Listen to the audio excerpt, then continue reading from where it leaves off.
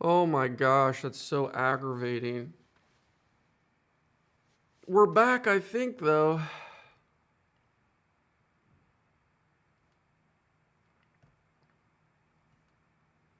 Yeah, sorry. Don't know what happened. I think my router, my power unit, like went out for a split second, and then it turned off my internet, and so I had to reset this whole stream. That was pretty aggravating. I'm sorry. Hopefully, people aren't confused and they can find this again.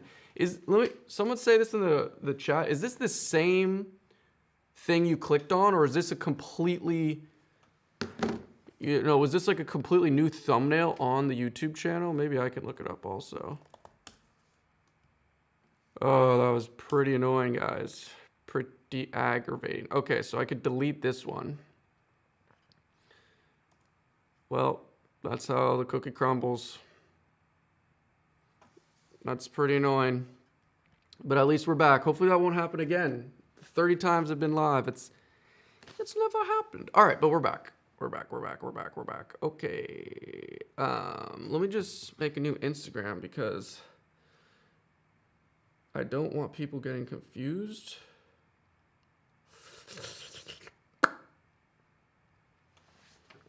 You know what I mean? And then we'll start painting.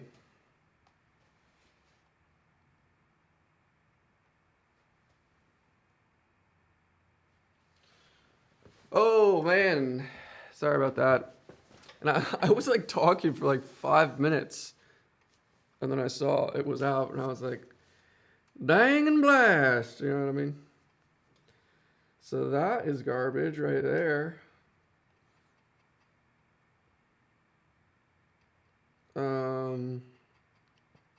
Copied. We go back to Instagram. Sorry, this is super annoying.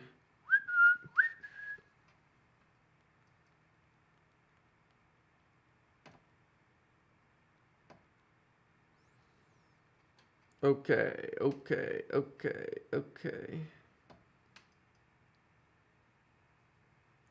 All right, so I'm moving to New York. Someone just asked. I'm moving to New York. Well, I technically already have my studio space. I'm just commuting back and forth, trying to figure things out. But like all the movers are moving all of the big couches, all my furniture. I have so much stuff in here, portfolio cabinet, other racks and shelves and everything. That's happening on Tuesday. Did you guys? All right, so I'm gonna run through the palette because we got to get this painting started because that was just a whole technical difficulties. So, like I said before, this is flake white. All right, I don't use flake white often, but it's a little warmer white. It's a little beautiful. It's less powerful, you could say. Titanium white, the most popular white pretty much that everyone uses. Really powerful. Colder white, use it a lot. This is cadmium lemon, yellow ochre, cadmium red light. What is this? This is burnt umber. Burnt umber. Almost done with this sucker. And this is ultramarine. So pretty simple, basic palette. It's basically the Zorn palette without black and 2 yellows. So it's going to be fun. And like I said, this is a small painting, just a little painting sketch. It's going to be fun. I have this over here. We'll zoom in for reference, but also what I have, I don't get it. But sometimes I actually like to use reference that's black and white because I like to kind of manufacture my own skin tones, and that's a good way to practice. This is just for practice. So, and just for fun. But hopefully we'll get started. Thanks, VidMix. I got a huge hole in my pocket, in my pants, and it's super scary because I feel like I can lose everything. Hello from Ireland. What's up, Shannon? All right, so I got to start mixing this paint. And you can see just a couple lines here that I put on with pencil just to frame everything out, like the top of the head, chin, bottom of the eyes, really basic stuff. And I'm going to try to ask questions. If you want to do the super chat, I'll answer the questions really big, but there's like hundreds of people commenting right now, so I can't read every single one. So if I see a super chat comment, I will I will answer it. All right, so what are we gonna do here? We're gonna get a generic outline going with a smaller paintbrush. I don't know, something like this. This is like a kind of, no, let's just go with this or something. Yeah, let's do this.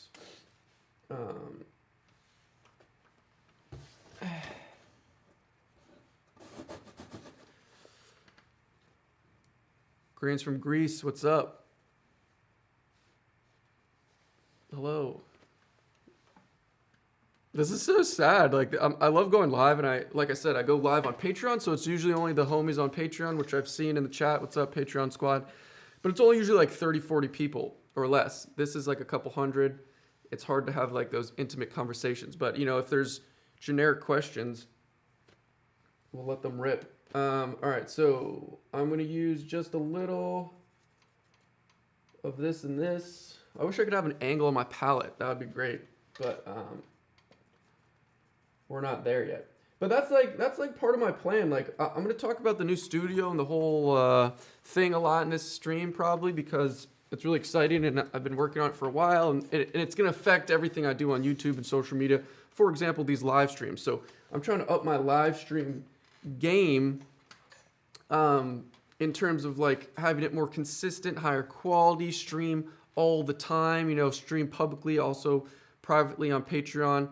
So so that's going to be a big part of the new studio and to have like a dedicated live streaming setup because this is like the corner where I paint, but you know, I move it around for live streams. I move it around for big painting projects. It's all pretty modular, which is good, but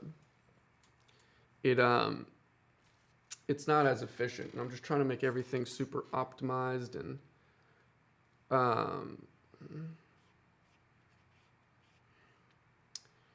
you know, wonderful. So I'm really bad at focusing and talking, so we're gonna have these spurts of like focus and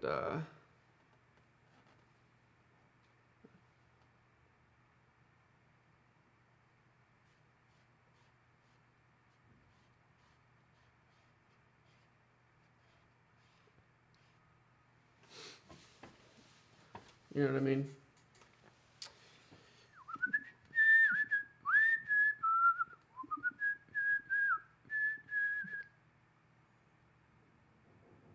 Bad internet? Is it still glitching and lagging? Did someone just say? Is it laggy? It says excellent condition on my stream health. So hopefully it's not. I don't know why. I've done like 35 live streams in the past 6 months and this is the first time my internet kind of just like funked out, which is pretty annoying.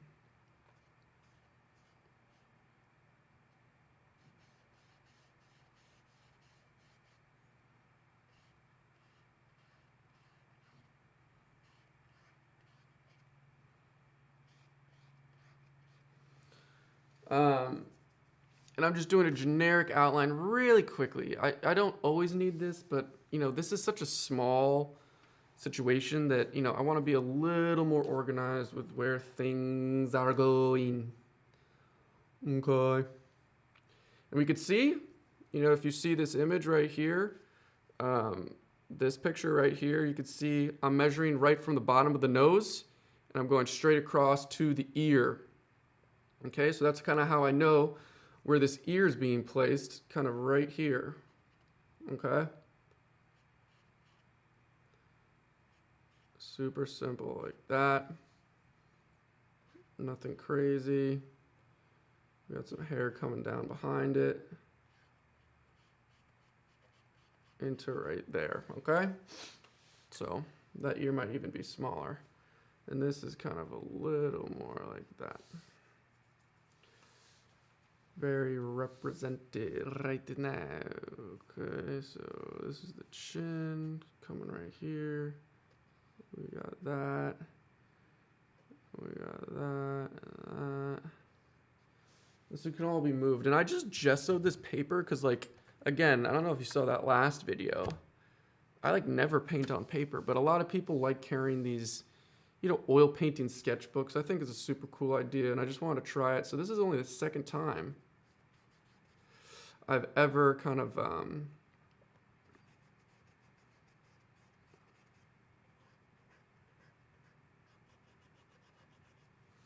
ever painted on paper. And so it's a little weird. It's a little drier. I don't know how to explain it. Marco Zamudio, not lagging at all. Thanks, okay. Hey, Matty boy, what's up? Much love to you, my absolute friend. Yeah, so also, I don't know, I actually just lost train of thought, but let's just keep going. Let's finish this little outline, then I can go back and forth talking about stuff. But, yeah, so also another thing I wanted to talk about with the studio is that I am trying to like hire people, and a lot of people, I kind of put out that blast a while ago on one of the videos and to DM me, and a lot of people have hit me up, which is really awesome and wonderful, but I'm looking for like very specific kind of people to help me out, and it also won't really be till like midsummer, end of summer, July, August, because even though I have the studio now, it's going to take quite a while to kind of get everything's operational, get the flow going, get all my stuff out there. But basically what I'm looking for is a podcast producer. I've already been in contact with a few people, and then also pretty much just like it's hard, I don't know what the job description would be, but it's like a shadow, just a videographer, editor, those are the two main things, videography, filming and editing for me, but basically just always being around in the studio or whatever project I'm doing. If I'm going to some museum or, I don't know, some collaboration with someone in the city or New York or somewhere else in the United States, like they're just there with me, helping me film, and they're all hands on deck, multi-tool, help edit, help social media management, editing, Instagram, TikTok, all these things. So it's going to be kind of hard to find someone like that, because I know people who are good at those jobs, they work for themselves, So I want someone who not only is good at that, good at editing or the same level of me as editing video, who knows the nomenclature or can use the software, but someone who's also passionate and like wants to like invest time into this thing and help me build it up. I'm really looking for someone like that. And it would be paid. I mean, it's kind of like an internship, and then like throughout, if things go well throughout the months, then it could be like we could split profits. There could be incentivized money. I don't know. I'm just trying to be transparent, but that's one of the big things I have to kind of figure out. And I'm going to kind of roll out more information and some videos coming up about how to apply or what I'm really looking for. That's just so this is like the last video in the studio, and then this weekend I'm rolling out the vlogs of, yes, exactly, I need a D-Rock for Gary V. Yeah, Will E. Hart Grown. Botched that name, but yes, that's exactly what I need pretty much.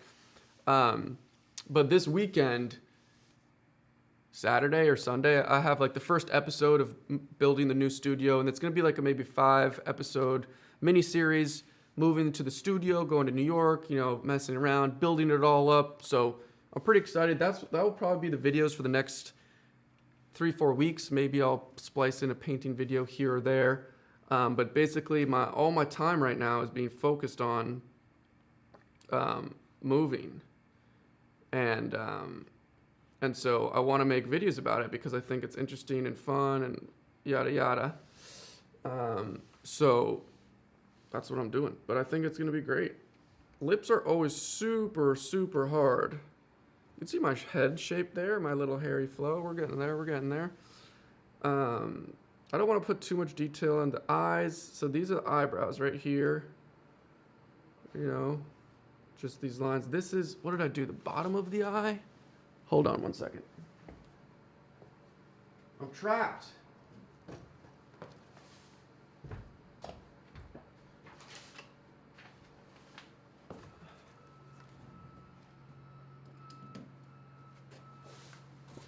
Ay, ay, ay. Oh man, I'm trapped in this little live stream nook. Cameras, cords. Okay. Okay. Oh, there's construction right on the side. How wonderful. You guys hear that? There's a train yard literally right out there, so sometimes there's...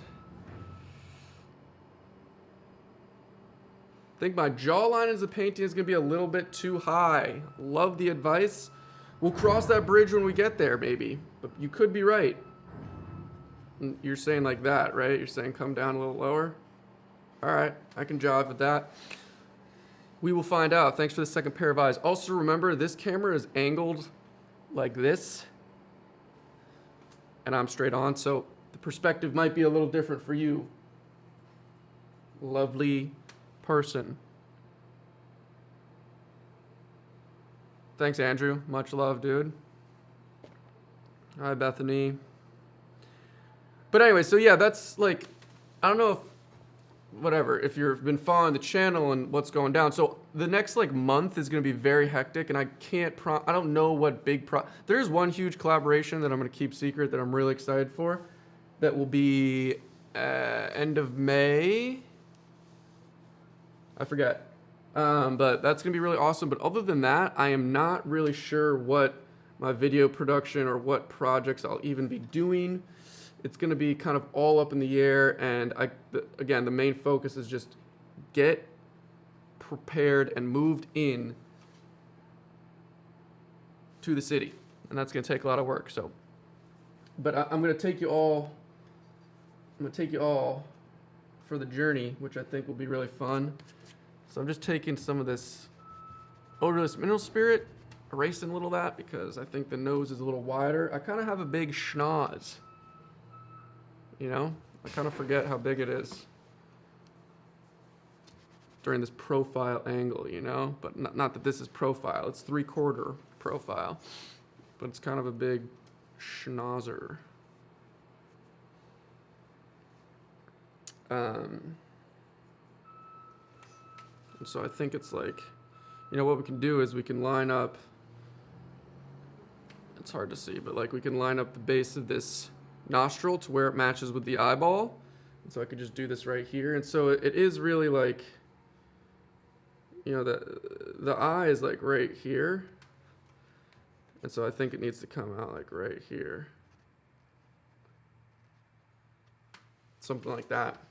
Not too big of a deal. This is all very preliminary stage. Bhutan? Wow. Hello. Much love. Sonam Yangden. That's crazy. That's so far away. Bhutan. I had some other things to talk about, but I guess we'll figure it out. Let's continue this. Oh yeah, so the podcast also. So part of this live streaming thing that I want to incorporate in the new studio and kind of within the workflow of my new kind of social media content, whatever, is do podcasts. And I want to start my own podcast called SLEWniverse. That's like a big play, like one of the biggest kind of business ventures I'm trying to get into once I move out there. And I'm really excited. That also might not really be rolled out till like, I don't know, July. I have to build a podcast studio. I have to help, a producer has to help me. Like there's a lot of back end things and post-production, you know, recording hour plus long 3 camera angles. It's a lot of work. And so it's a lot easier said than done to just say like to release something. So I don't know when that will be out, but hopefully soon. So these eyes are kind of hard. I'm just gonna like put these in pretty, just like that, like just leave that right there. This definitely kind of comes like this. I have this right here, which is kind of just this is just like the shadow shape. So I'm just putting that line in. Also, it's like the bridge of the nose. You know, it's like a flat piece right here, plain. So you can think of it like that. And then I'm also using that shadow to help me out. This shadow right here. If that is correct or not, I don't know. But that's the landmark I'm using. And then this eyebrow right here is a little easier because it's kind of just straight. Um,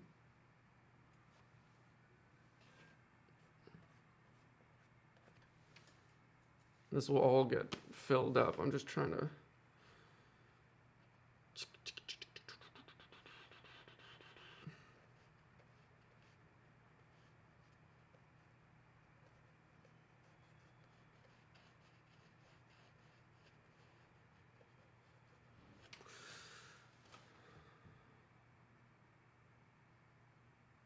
Something like that. I don't know. We'll figure it out. Let's do the lips, and then let's just start, because this is like a little painting theory. This portrait of me, you know, it's not made of outlines. So when you do outline drawings, you know, obviously it can look like them, but you got to fill in value and color. So that's what actually makes it look like me or whatever you're painting. And so that's actually like, in terms of strategy, like what you want to do. If you're just trying to make every little line right here in this outline stage look like the photo, there's gonna be like a miscalculation, because that, you know, you're not looking at outlines, you're looking at volume of shapes and mass and color. So that's what we want to put in, and then you could tweak little lines here and there. So I want this as a roadmap, obviously, like I always talk about. The lips are so hard. I have like a really small mouth also, which is... again, we're lining up the end of this nose to the end of where my lips are. This is called a plumb line. These are plumb lines, people. Write that down. Plumb lines, super important. Just kind of like this. Just like that, you know what I mean? That's all I need. And my mouth is a little bigger than what I put down there, but we just want to make sure. Also, this distance, I have like a small chin, so that distance is nice and small, I would think. Oh, we could put in this, we gotta put in my kind of sweatshirt thingy. Where's this other photo I have? Okay, I can put it right here. This comes like right here.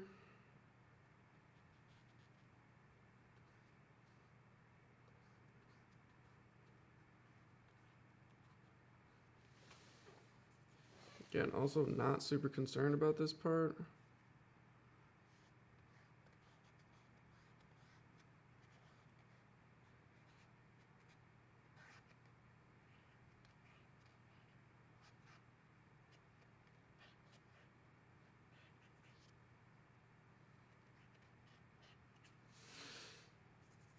I know that looks kind of like nothing, but these are just, you know, we're just putting in like some shoulders just to not make it look like it's a floating face. SLEW has lovely hair. Thanks. Makes up for my big nose, maybe. And my small chin. But no, like people always ask about reference, and like a lot of people say, oh, I'm so egotistical, I'm such a narcissist for just painting myself all the time. Maybe true, not really, but I think it's because I can control the light, I can control the pose. You know, you could search on Google and find awesome photo reference. I do it all the time. But, you know, for this live session specifically, I was like, okay, I want to do a portrait. I want this light. I want some reflected light. You could see warm light coming from that side, kind of like a big soft light coming from a key light coming from the top left. And so that's what I wanted to paint. That was the lighting design I wanted to do. And also it's kind of like a more basic portrait to explain during these live streams. So I'm the perfect model. And also it's good documentation of myself. You can see this bad boy right here behind me. And then also, I got both self-portraits right there. One too many SLEWs. All right, Marco. Tune back in. Thanks for stopping by.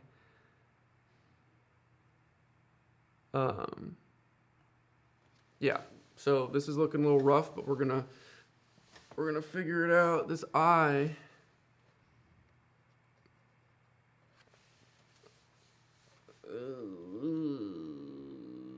I don't know, we'll figure it out.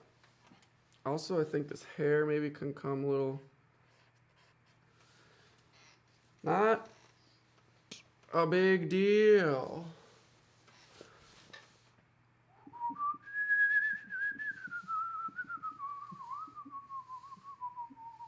All right, so done with that stage. We're going to be here for a couple hours, people, so if you want to come back and forth, no worries. Also, this whole video will be recorded and posted on the channel, so. But we're going to move into the kind of like the fill-in stage, the underpainting, I guess you can say. And what I'm going to start with is the shadows. So that's what I usually like to start with. And there's not like an intense highlight. The lightest points are like right here. And yeah, like the forehead, I guess. Right here is very bright. But I'm going to get a new brush.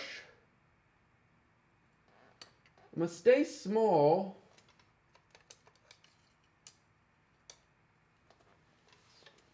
It's pretty small. And nice. Paint with me, yes. Hopefully you're all sketching. I'm going to mix. Let's see if I can put this on the screen. I'm going to mix. Oh, this is heavy.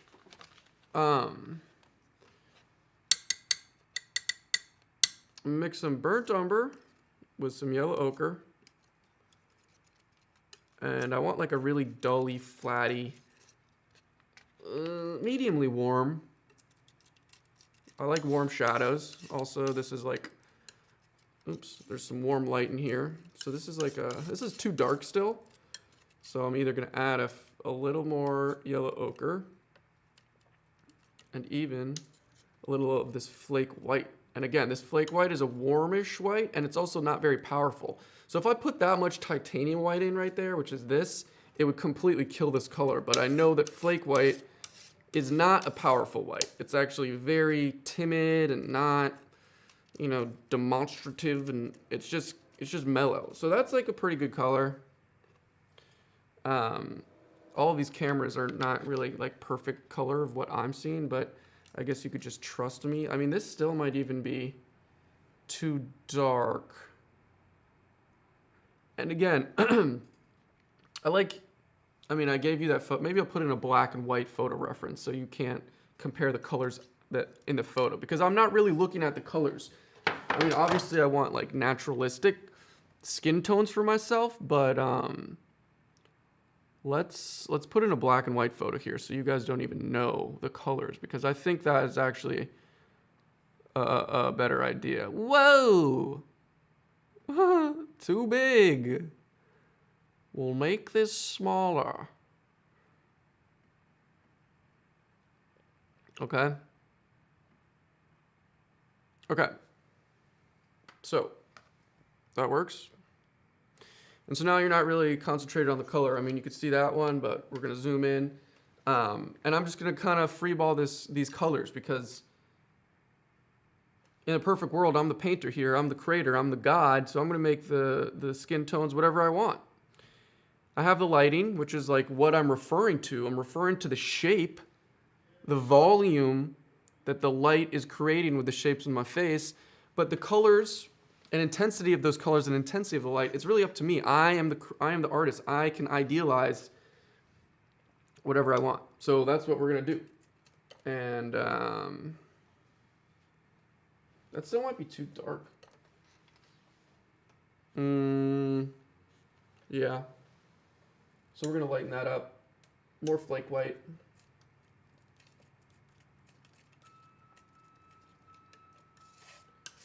Because I think actually one of my issues sometimes with painting, oil painting, or these portraitures is I start off too contrasted. I start off too dark, and then I put the highlights in or the light in too light from the beginning. I'm trying to stay closer together. Obviously this needs to be darker than this, but in terms of, you know, my starting point, I think I start with too much contrast, too much difference between the value of the shadow and the light.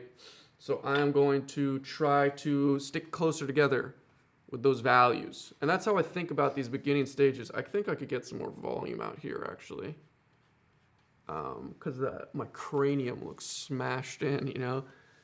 We have big bulbous skulls. This looks like it gets cut off, so I'll just push this out a little more. Hi from Italy. What's up, Filippo? Thanks for joining.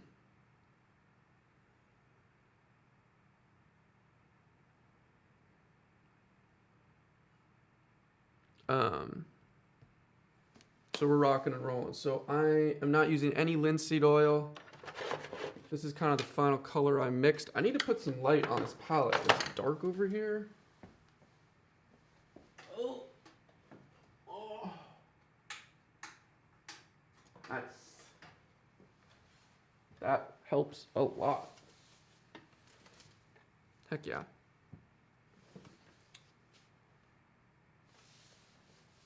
Let me get my water real quick. Time out. Hey.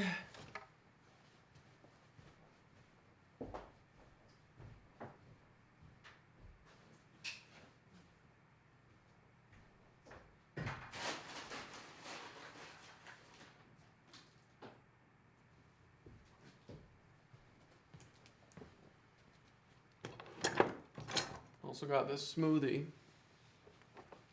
Squeeze. All right, so let's just get this show on the road. How long have we been?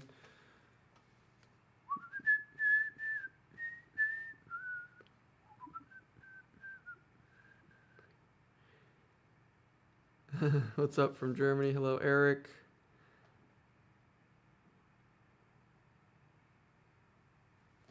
Speedy from Argentina. Hello, Alicia. Yeah, I know. I mean, this is such a weird dramatic photo of myself, especially in black and white. But like I said, I think black and white is important to, look at values. It helps you focus on values rather than focus on the color. But then also you have the ability to create the color, which helps you practice. And there's some extreme color theory that we're going to block the face out. I don't know what it's called, but there's this theory that we'll talk about it real quick right now. Forehead shifts yellow, nose and cheeks shift red, chin in this area shifts blue or gray. So if you follow those rules, we'll go through it when we start that, but that's kind of how your face works, because there's not much blood on your forehead, so it's kind of just the skinny color, orangey.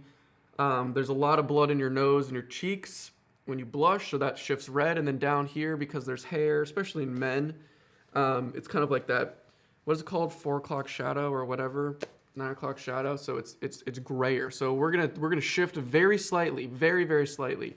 Grayish for the chin, reddish for up here, the nose and the cheeks, and the forehead yellow. That's kind of complicated, but I think at the end, if you stick around or look back, I'll mention it and we'll go through it, and I think it'll be a little more obvious then. Okay, the first stroke's always kind of stressful because you never know. Also, I don't usually like painting on white. I should have toned this out, honestly. Oh, gotta get my maul stick. It's far away, and I'm in this little trench of cords and cameras. All right, hi from Iceland. What's up?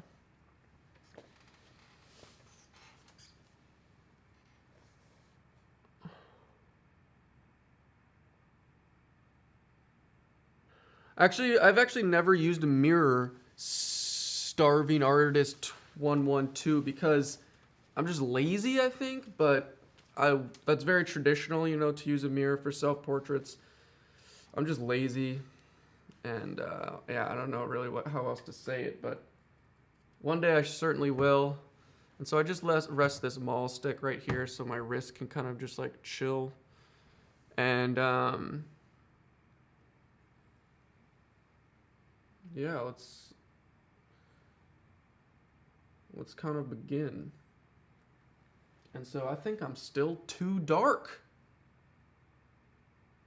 If you can believe that.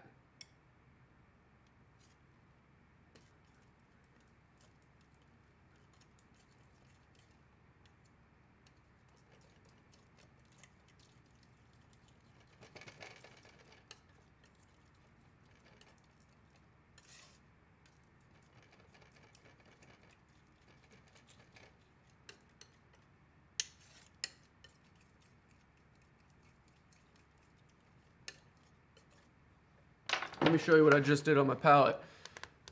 I mixed a redderish version, a warmy brown, and then just a little darker one. So these are just 3 little values for the shadows I'm going to use. And my darkest points on the face, let's look at them. Obviously the nose right here, because there's this big jettison shape kind of casting shadow. If the light's coming from this way, this shape is blocking the light. So we got shadow right there, up into the eye cavity, and then this side of the cheek is shadow. But it's not a crazy shadow. So that's what I want to be careful with. So I feel decently confident about all this stuff. Also, I think this hair comes lower down. We'll just start putting this in. Nothing too crazy. Nothing too crazy at all. Again, this could be too dark. I don't know. I mean, if it's too dark, I'll just adjust everything to get near it, but I wanna stick around the similar values. Hi, Catherine. You gotta do some live streams also, huh? And you could follow this trend line. You know, this is a plane right here. From right here. You know? You see these cheekbones right here? This is a plane of the face. So that's why there's a separation. I wish I could like draw on the live stream like an iPad. But this is basically coming to this chin part right here. This is a plane of the face that's away from the light, so it's in the shadow. And I'm just like really loosely putting this paint on because it's not a big deal. It gets a little darker down here, so I'm gonna bring out this little darker value. I'm not even gonna worry about this neck area yet because I don't really want to focus on it. Yeah, I'm excited to maybe do some new murals in the studio also. A lot of people have been talking about that because this Medusa mural that I did like 3 years ago, my baby, my wife, also that skull and the OG Cyclops, that's all going to be left behind because I can't bring those walls with me. And so who knows, maybe in the new studio I'll like put up big canvases to paint on. And it will be wonderful, hopefully. Let's continue. What do I want to do here?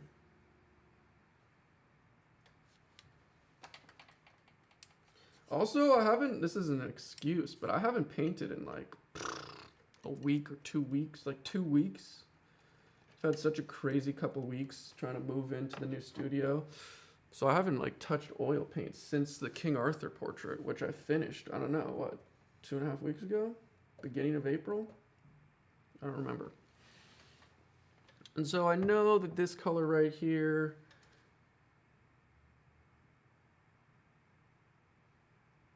is going to be a little grayer.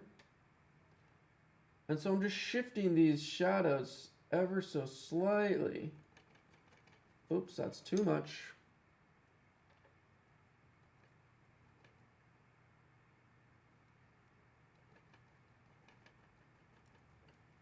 And you might not be able to tell here currently, that's way too much blue. But towards the end, I'll think you'll be able to tell.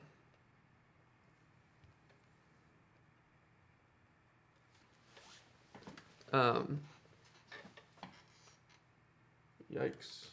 This is like a really soft brush. Do we have anything more rigid? I sometimes like the rigidness. I thought I had a...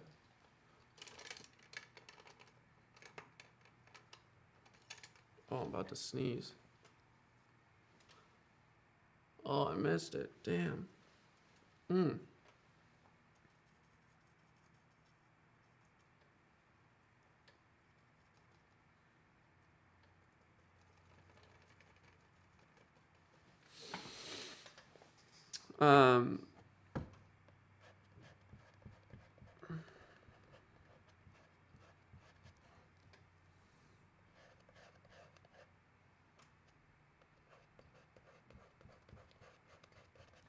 Okay. I know this looks really rudimentary, but this is just like filling in. And you can see there how like dry that sounded because it's just paper. Oh, paint coach, what's up? Am I coming down to Florida anytime soon? I don't know, maybe. If there's something fun to do in Florida. Other than that, I don't know. I mean, Art Basel already happened. But if you're ever in New York City, my friend, come by, come on the podcast. I watch your videos all the time, man. And we're going to save this warm part for not right now because that's just like a really warmy yellow color. But we're going to focus on kind of filling out these shadows. Let's go into the nose right now, which is like definitely obvious dark. And it kind of has like this a little red tint into it. Wonderful, wonderful. And in my opinion, I mean, obviously a good painter, a successful painter can finesse the big pillars of painting theory, value, composition, you know, line. Obviously, if you're painting portraits, you want it to look like whoever you're painting. But I think color is one of the most underlooked ones. And like, if someone can really finesse and meander through color to make it really amazing and, you know, not exaggerate, but really, like I said before, idealize these lighting designs and like just maneuver the paint into something that's like almost more beautiful than the actual picture. That's where I really get excited and mesmerized, and that's what I want to learn to do. Okay, so I'm thinking that this is too dark. It looks so dark because it's a white background, so this brown. So if you put a black, just a jet black right next to it, it wouldn't look maybe as dark. But because this is the darkest value right now, surrounded by white, it's making me think that this is really dark. But we're just going to leave that for now. It's pretty not difficult to lighten things up, especially on a painting this small, but just keeping that in the back of my head. Yeah, Mariana Valadez. I am going to miss this place also. Pretty emotional, and it's happening so fast, even though I've been planning this for like over a year. It's happening fast, and I've already started breaking down this room on the other side of this wall, and so it's like pretty vacant and empty in there, and it's pretty depressing. And but that's life, and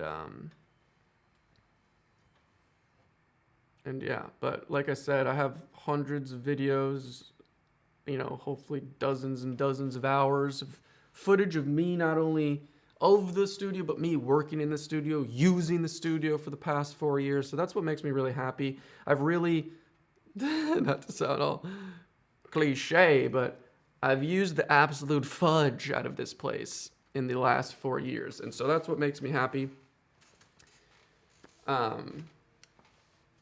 And hopefully I can use the new studio just as much, if not more.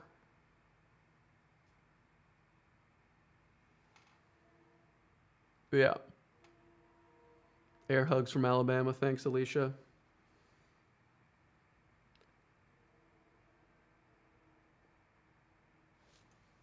My computer is heating up.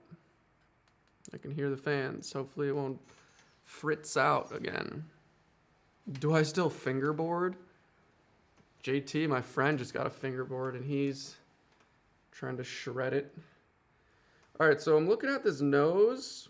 Let's just keep going. I feel feel like we're going slow. Okay, something that I'm looking at right now that's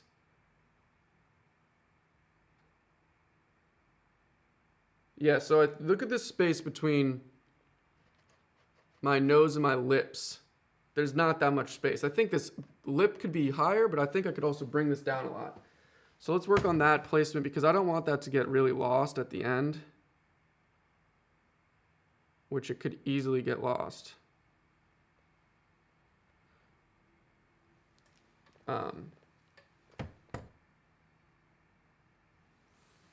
So we'll keep that. And then let's put the lips in right now, which is this like weirdy, pinky, purpley, muted color.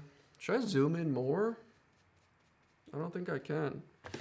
Unless I bring this whole camera. No, we're not gonna mess with it right now. If it ain't broke, don't fix it. So lips. So I'm gonna take some of this red. I only have one red, which is a cadmium red, which is a really intense red. I want to gray that red down a little. I'm gonna use a touch of ultramarine blue.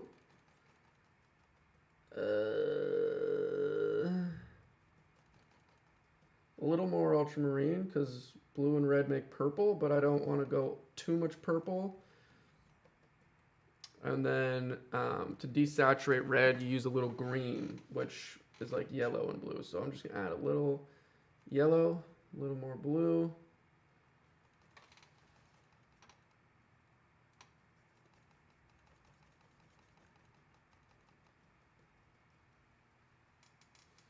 And this is looking pretty brown, so let me just do a pure mixture of red and blue.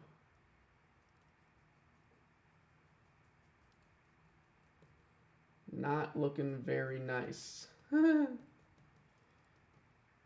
add some, oh, there we go. So titanium white.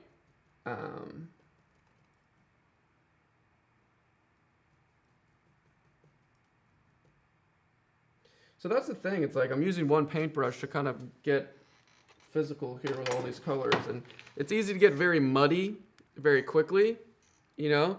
And so sometimes you just want pure colors. And it's pretty impossible to mix pure colors if you just have a bunch of muddy colors on here. Yes, got it. Got the sneeze. So because these my lip color, well, again, you can't see because we got black and white, but it's definitely not red. It's not blue. We'll figure it out. Again, not something that is a huge issue.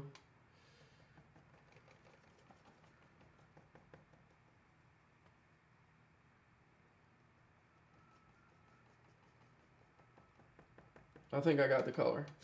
Nice. Well, I got allergies starting. Holy mackerel, it stinks. Wake up with a stuffy nose. Yeah, we're totally in the beginning stages, people. I know I've been talking a lot, but I'm chilling for like, I'm just chilling. So this might be like a 3-hour stream. I don't know, but we're going to finish this portrait one way or another. But we got to maybe start kicking it to high gear. So here we go with this. This is going to be the top lip.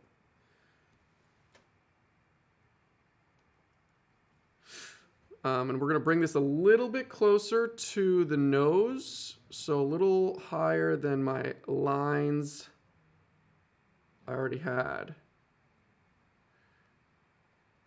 That's like a dark purple. Not really. That's fine. And I think the spacing now is fine. This will be filled in, and you know, it looks weird because this nose shadow is just there, but we are, we're filling in here, just kind of trying to get local colors, really, is how I think of it. This bottom lip is usually always lighter if there's some sort of upward light, because this light is going to hit this top lip, or this bottom lip, and these top lips are facing away from the light. So usually, generically, top lip darker, bottom lip lighter. That's a little cheat hack. Not always, but in the majority of scenarios I've found. Okay, we got this lighter color right now, and I'm just going to absolutely blitz this in. Wow, need way more red in that. Yes.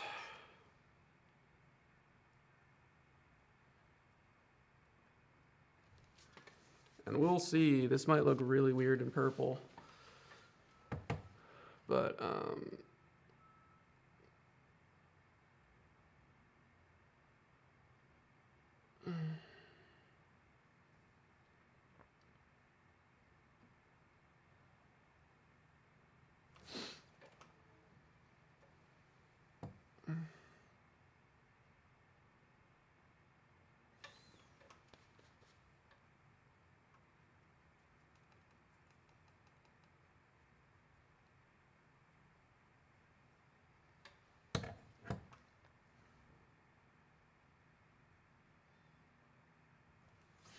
Okay? So let's not even think about that for a second. Let's just continue to mold around the face. And I'm going to go back to these brown colors because I should have just kept going. But let's just go back to these skinny tone colors. And yeah, keep trudging along.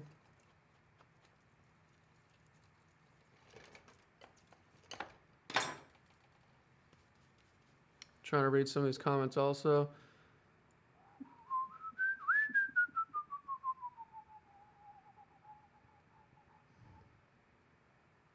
Yeah, pollen is just about to destroy me in the coming months. The worst is my eyes itch and I have like this scratchy throat. It's just pretty annoying. Okay. So what are we doing? What are we doing? What are we doing? What are we doing? All right. So the most challenging part I think for me in these portraits is like this transition between this plane, which again, you know, it's a plane change, but it's a soft transition. So because the skin is round, skin is elastic, but the transition into the lighter parts, which I wouldn't call light, maybe we call it a half tone, like over here. It's kind of hard for me. And so I'm just going to start putting stuff in, and this might look really terrible at first, but we're just gonna put it in because I want to really fill, just start filling the face, and then we can make the tweaks. You can't, you know, unless you're nailing everything perfect stroke every time, which I certainly don't. You need some sort of model to be able to look at and say, oh, this is wrong or this is right. So first you kind of got to manufacture something to then critique it, to then reiterate it. You know, like the iterative process only exists when there's something to iterate from. Do you know what I mean? So obviously I'm trying to be focused and figure all this stuff out, but it doesn't need to be perfect because I know it won't be, because I don't nail things first try like this almost ever. And we're coming off this nose. It's still pretty dark out there, up there, and so we can kind of continue some of this stuff. This comes down, and I definitely need to add some more red into his cheek. Also, there's a little darkness, just a little, right under this lip. I'll just quickly put in just like that. Bada bing, bada boom.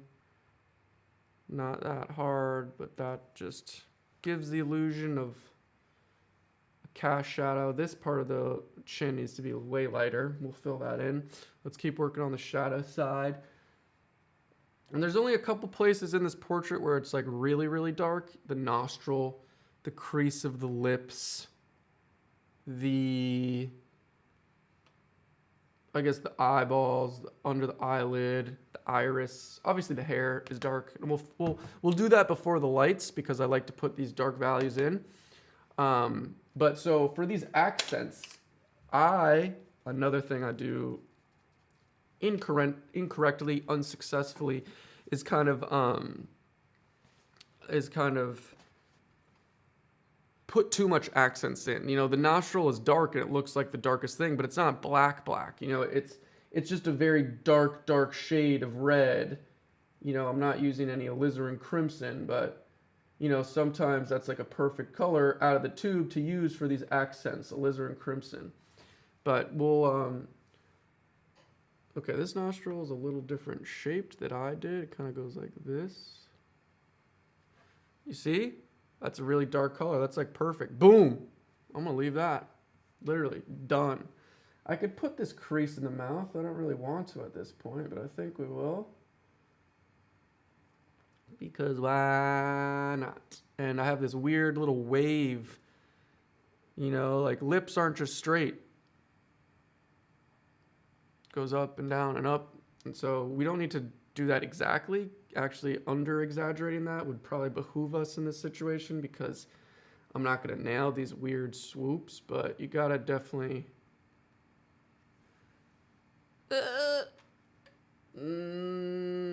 That wasn't that good. Whatever. For now. I will, we'll just figure it out later. That's fine for now. And this thing is going like this. Okay. All right, so these colors underneath, there's some cast shadow under here. Under the nose. So right here, darkness. Not too dark though.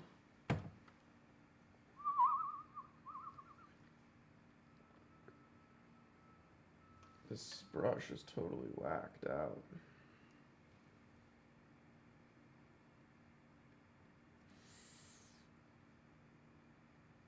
Hope this turns out cool. I don't really know how it's going right now. It's such early stages. And I feel like for me, I'm so inconsistent. I'm hit or miss sometimes. Like sometimes I feel very focused, or my preparation stages and everything is great, and it really behooves me in the final process and the puzzle, so to speak, of the portrait. But sometimes it's the opposite. I use a whole bunch of different sorts of brushes: Mel G, bristle, synthetic that's meant to make like bristle, and it's just I've accumulated a bunch over the years, only past 2-3 years honestly. And also in the beginning I treated my brushes really poorly. I did not clean them properly, I didn't do maintenance properly, and I destroyed a bunch of mediumly nice brushes in the beginning, so that wasn't very smart. So I'm better at cleaning brushes, but still it's kind of hard to maintain brushes. Well, not hard, but I also don't treat my brushes delicately, especially big paintings like this sexy boy. You kind of just abuse the brushes, what they're supposed to be meant for, you know, just they're supposed to be used. And so, by golly, I use them. All right, so this nostril is a little higher up. I need to push this up. I don't know if you get what I'm saying. That's a very big cast shadow right there. And we're going to start getting into some lighter, so let's figure this out. I think we're doing good, but we won't know till we kind of put it in. That's why I love painting, because it's like, especially if you learn more and more and more, you get better at discovering the puzzle. I always say, and this is like my favorite quote that I came up with, I'm trademarking it, just kidding, but to me, painting, and also any other craft, whatever, it doesn't need to be painting, it's like you're manufacturing this puzzle and then you have to solve that puzzle. So it's like two different stages, or it's like an analogy, or it's like a metaphor. It's like, you know, you're making this puzzle, you're the puzzle maker, and then you're also a practitioner who's solving the puzzle. And so it's kind of weird like that, but it's really fun because you kind of penetrate both ends of that creative process. That's how I think of it.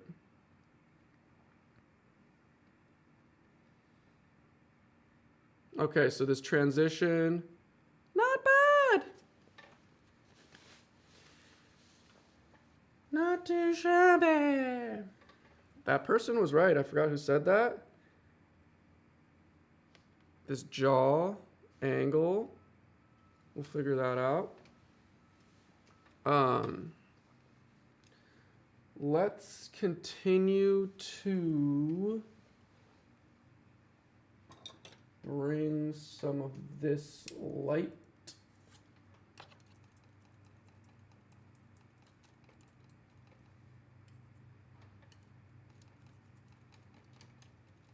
Whoa, way too much yellow. Cadmiums are so powerful, it kind of like pisses me off because you use just a drop of it and you're whatever color you were mixing just gets murked. Jeez.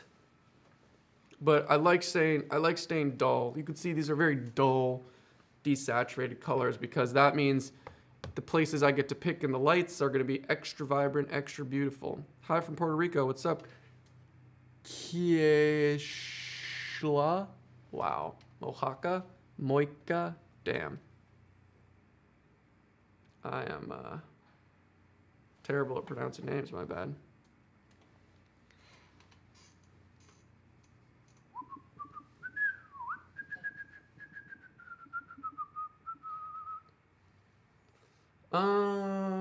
This color I mixed is fine. I guess you could say this is like the beginning of the lights. This color right down here, you know, obviously lighter than everything, but still not close to white. And we don't want to get close to white in this situation, okay? So if you could see in this gray portrait on the live stream, like right by my mouth, that brick wall in the back, like that's not even white. That's close to white, but you could see how not close to white even this light part is. So we're staying way away from white, all right? And we're also staying away from dark, except in the hair. This is going to be certainly the darkest part of the whole portrait, but we're staying away from there. Like I said, I don't want to get really contrasty. What's up, Lobo? We're staying away from the extreme highlights and the extreme lights and the extreme darks. We're not going white. We're not going black. We're staying kind of in the middle. You know, you could say 3 through 7 in the grayscale from light to dark. And yeah, so let's start using this color to, we're gonna push over here a little. The eyes are so difficult. What I'm gonna do is I'm gonna push over here, we're gonna do the forehead, we're gonna do the hair, and then we're gonna work on the eyes, all right? That's the plan I just said, and I bet we won't even follow that. So let's see how this color looks right here. Yeah, that's what I want. It's light, but it's not too white. And maybe you think it's even too subtle, but it's not too subtle. It's just right. Because you'll see, once this whole side is kind of filled with these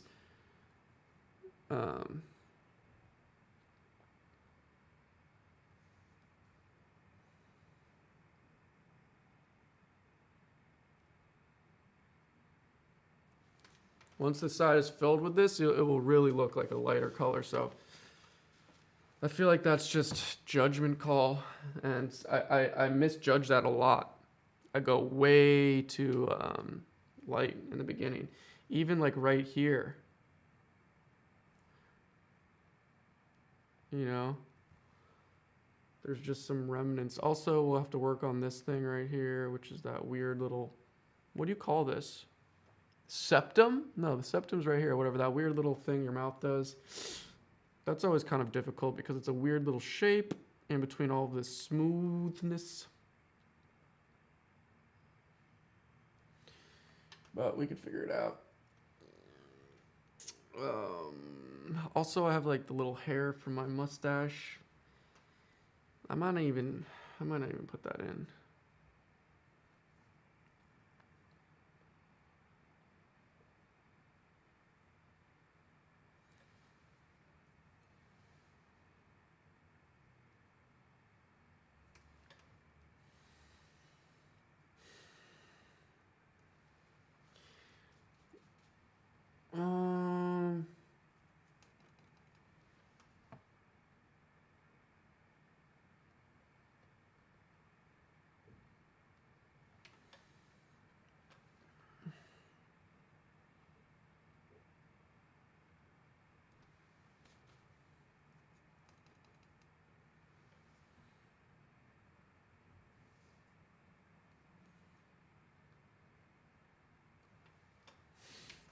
All right, so she's coming along.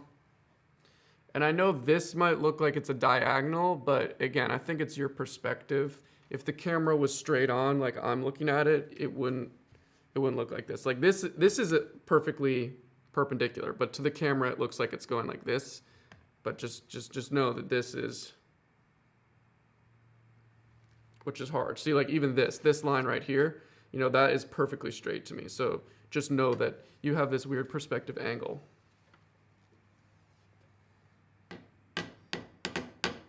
Thanks, Feast Studio. Whoa, what is this? It's called the Philitrium, which I believe is Greek for love charm. What are y'all talking about? Discerning Light, what's up? First time watching. Much love.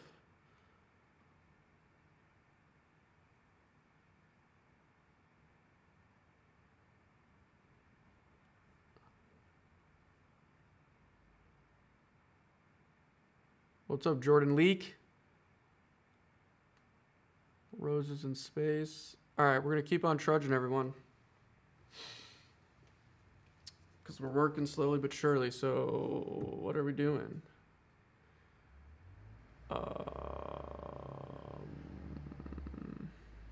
Let's fill in this little weird spot.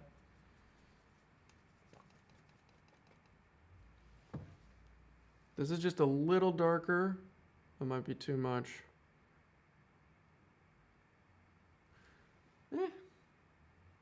Not terrible.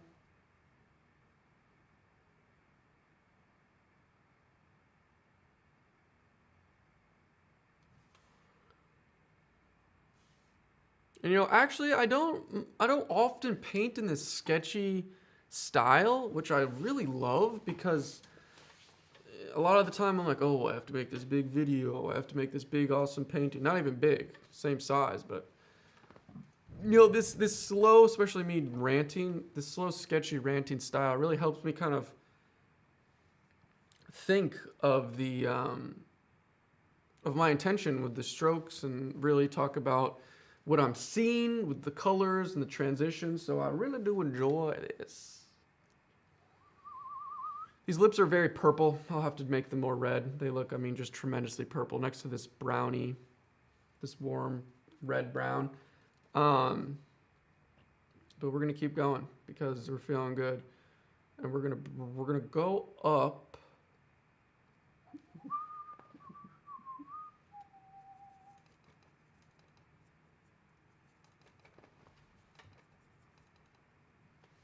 So I have some of this right here, which is like red. You could hardly tell though, which is awesome, which I love. And then we're gonna come back to this color. And this is this angle is important right here. I don't want to botch it. Okay, and this is getting light, and I'm also going to, this angle is also important, and this is like, I think I over exaggerated that when I did the outline, so we're just gonna keep it like this. Okay, and then you can see this forehead. Eyebrow should go there, but we're gonna not put that in for now. And I could go lighter there. So this is where I got to get real careful with not going too light.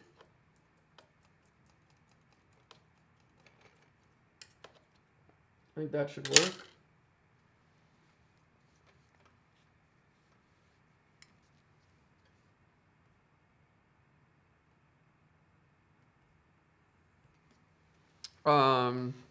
Yeah, sure. Slowly but surely. It's funny, when I watch other painters on YouTube, and I watch a lot of paintings on YouTube. Pretty much I've seen every single decent painter on the internet because I just can't get enough. I just love watching. I love watching other people's process. A lot of the times it is a time lapse or it's cut between strokes that's real time. So I'm always curious on how long it takes other painters to paint. And so this is obviously a slower version, me painting a little slower, but it's interesting. And I really wonder, oh, we're going a little yellow shift here, remember. This is the forehead, so I'm going to shift slightly yellow, which is not too challenging, but I just got to remember that. We are shifting yellow.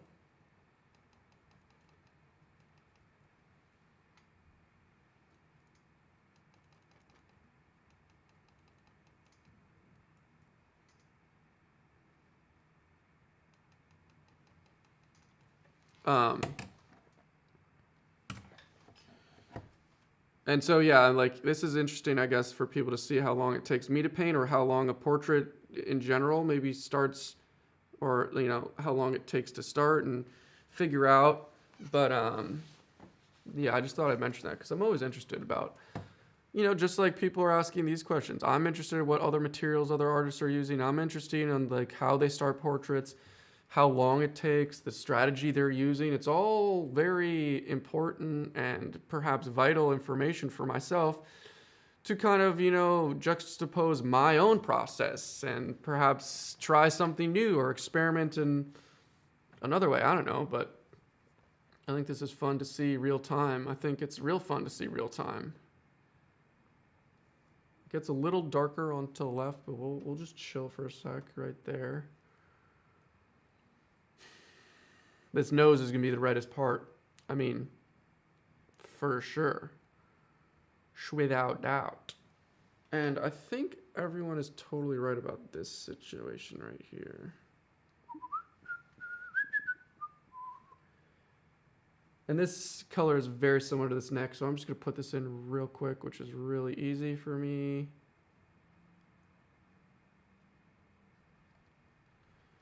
Not really worried about how it looks too much.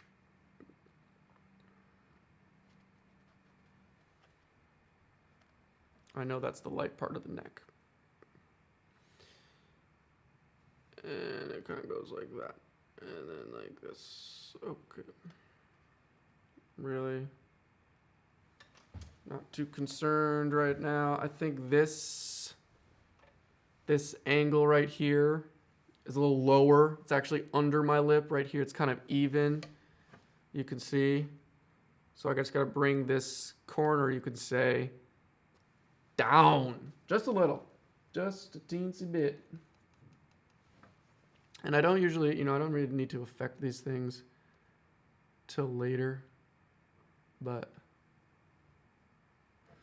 why not? That's fine. This corner looks so sharp right here, which is fine. I can erase that little thing when we do a background perhaps, but this area is looking fine in terms of this transition, this core shadow. Oops.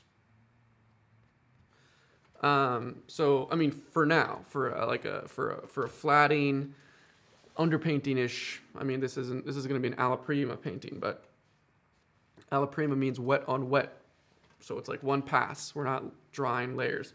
So I think what I want to do is put in the hair, because the hair is important because again, it gives you this value relationship to help you see the values. So I know that this is going to be the darkest part. We're going way darker. See, this is where I was concerned because this is very dark. And if you see the portrait, if you see the gray image, this hair is way darker than this. So I'll probably have to lighten this up and almost use this value right there, a little darker. Ale, how's my day going? Pretty good. I'm just streaming. The last stream in the studio. And then I just have a trillion things to do. There's so much crap in here that I have to move, like boxes and boxes, and just purge. I just have so much loose leaf paper, so many canvases I've painted over the years that I just have stored here under bookshelves, under couches. It's like, I don't know where it's all going to go. I'll probably do a sale on my website, honestly, if you want to buy some original stuff. I don't know. I'll maybe mention that in a new video. But let's keep going here. I'm focused. I'm lasered in, locked in. We're going with a dark, so I'm going to get a new paintbrush.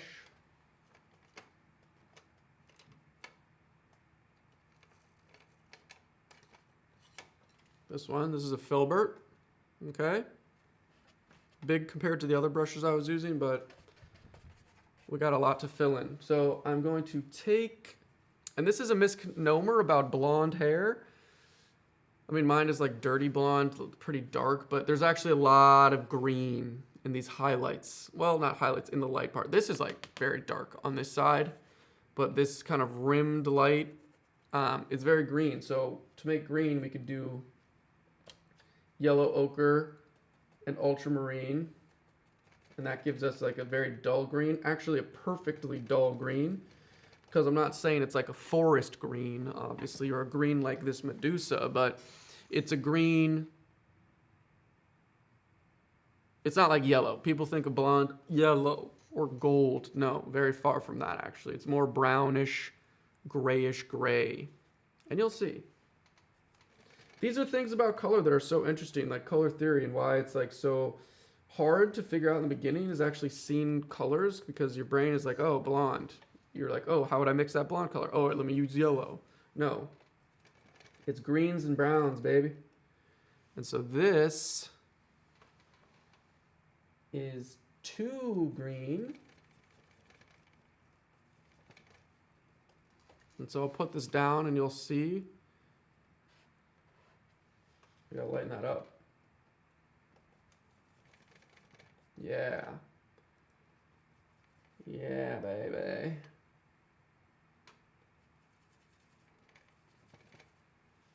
And this might be like the lightest part of the hair.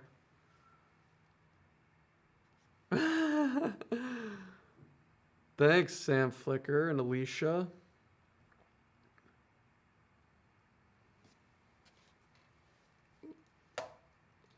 So look at that green. Ooh, I could go dark. I could go lighter, but we'll put this in for now. And this is like this color is gonna be a lot up here, mixed with some brown, mixed with some lighter stuff. So we could just like, you know, it's so thin because of the paper.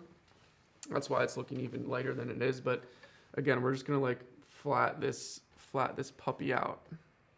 Not really concerned. We're just trying to get paint on, honestly, which is half the battle.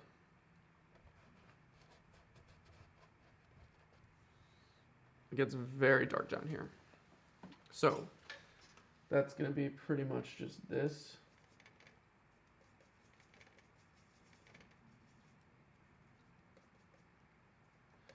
And I have the capability of going black because I have burnt umber and ultramarine, and those are 2 extremely dark colors combined.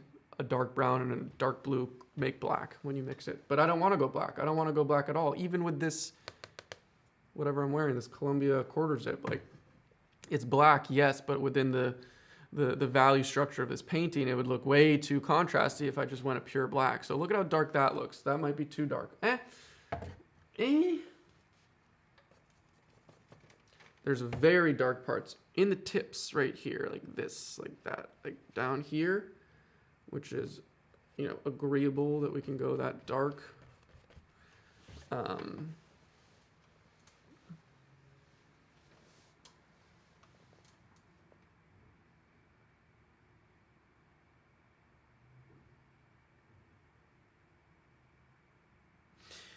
Alan Rivers, I usually tone, but this is paper in the sketchbook, quick painting sketch, so it's not, I was just lazy and I just didn't at all. I just didn't tone it. Not a big deal, but I do like to, because again, we're talking about value relationships, and when there's white, stark white, it's very hard, because this super light around white will look darker than it really is, and then you can get mixed up. So it is important to just nail your values, and toning the paper is just one strategy to kind of get your values under control. But it's not the only way. I know a lot of artists who start with white because they just know what's what and they don't get confused. But it's just like a good helping strategy. Under this ear is pretty dark. And then the rest of this hair on this side has this golden touch to it, which is beautiful and awesome. Can't wait to put that in. That's going to be the best. Oh, that's nice. Tiny Milk Jug. Nice name, Tiny Milk Jug. Thanks. You're so nice. Shout out to everyone. Yeah, and also, like, there's a really awesome community on Patreon. This is like what we do every week. Obviously, this is a public live, but you know, on Patreon, we got an awesome community. I give behind the scenes. I showed them the studio way before you guys, way before the public. And so check it out, because it's only $5 a month, and I think it's really worth it in terms of live painting, access to communicate with me, because we are on Discord. We have an awesome Discord. You know, all of the things. It's just more access. Obviously, that's what Patreon is. If you're familiar with like YouTube creators having Patreon accounts, that's what it's there for, and I think it's great. And I like to grow that community for people who just want more access, or art critiques. You know, you post your art there. So check it out. Yeah, tiny milk jug. Love it.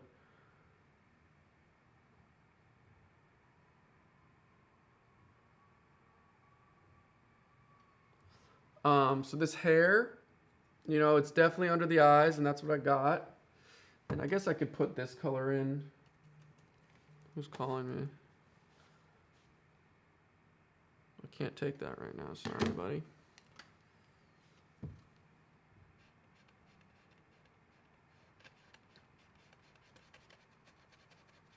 Can you hear that scratchiness? That's not ideal for painting, but it's fine. Certainly okay.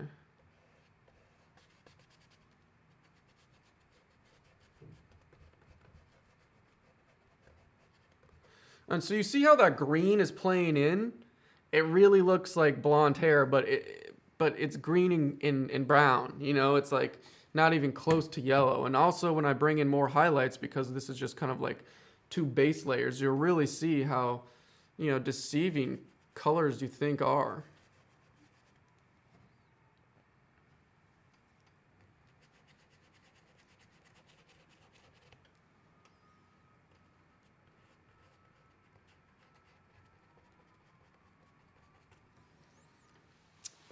This is like a little dramatic, this curve right here. I think this is like a straight.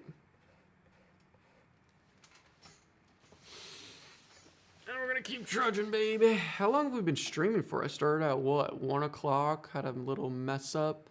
Wow, it's been a certainly, we're still, I'm going for a while. I gotta eat maybe. Oh, let's drink some of the smoothie.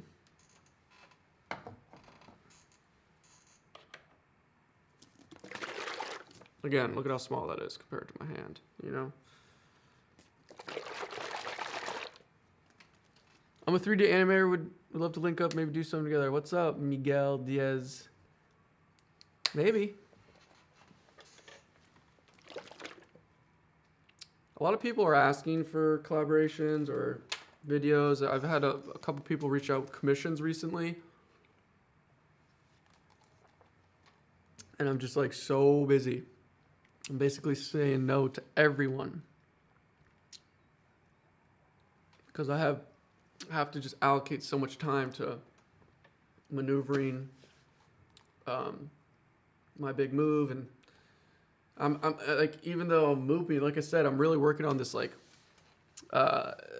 building a new studio series, which I think people love, and I'm trying to make it really awesome and entertaining. So that's taking a lot of time, but it's very different also because it's like I'm not really painting. It's not, you know, like the normal videos I do. It's more vloggy styles, just trying to take camera with me wherever I'm doing with the whole new studio situation. So I don't know how that's going to turn out or how it's going to be received, but I'm really excited about it. So that's like what I'm focusing on also.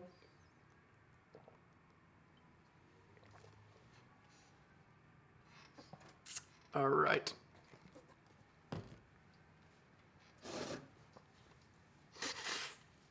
This isn't my painting towel. This is a new one. Ugh. All right. So, generic hair. Bam! Happy with that. Oh, let's thicken this skull. So what did I do? Okay, right here. You see this? Just a touch. I'm going to bring this out just a touch.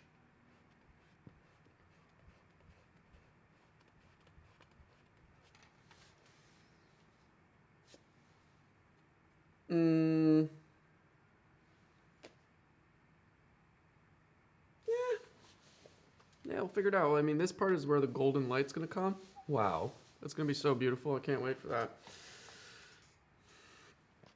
that. This neck, ear, the ear's fine. This neck is making me a little worried. This area, my face, you know, the difference between like my face and this neck right here that goes up to my ear, you know, like this is a big muscle from the back of your ear down here.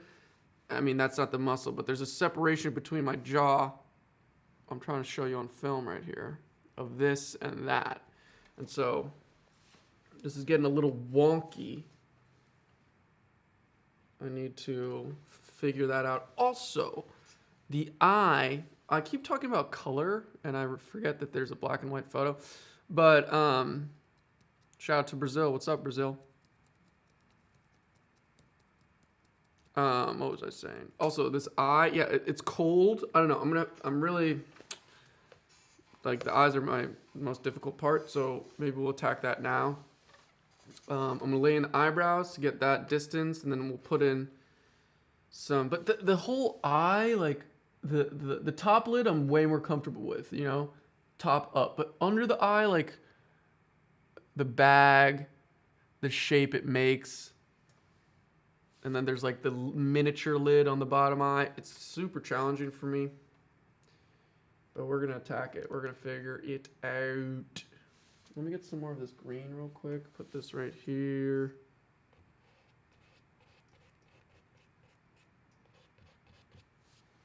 Okay. Oh, itchy.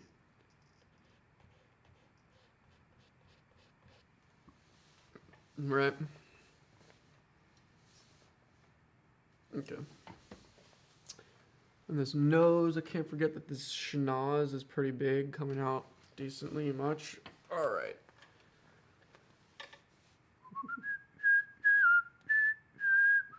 Hey, 1000. What's up, my friend? I've been trying to tell 1000 to do some live streams also. Maybe soon.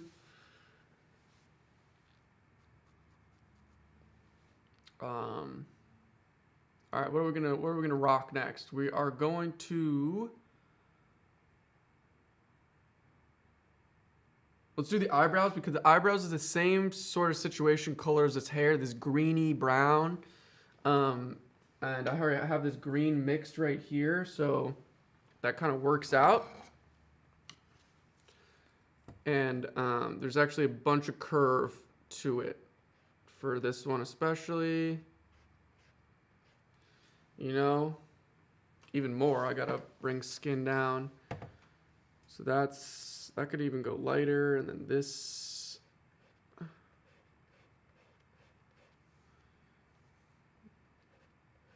This gets a bit darker right here. It gets a little lighter and thinner.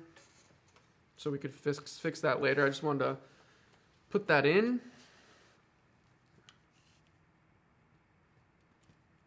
What's up, Adriana from Mexico? Howdy.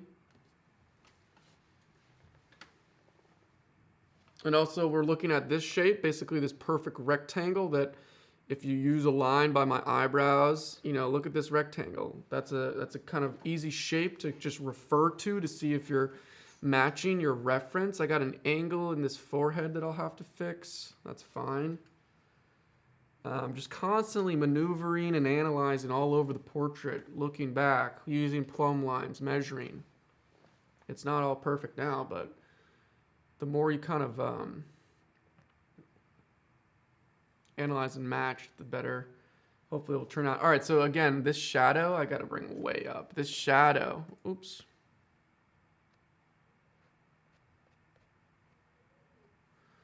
Shadow needs to go way up. Wow, I just honestly fixed it with my finger a little. All right, so let's get into these colors, which is like this, which is right under the eyes.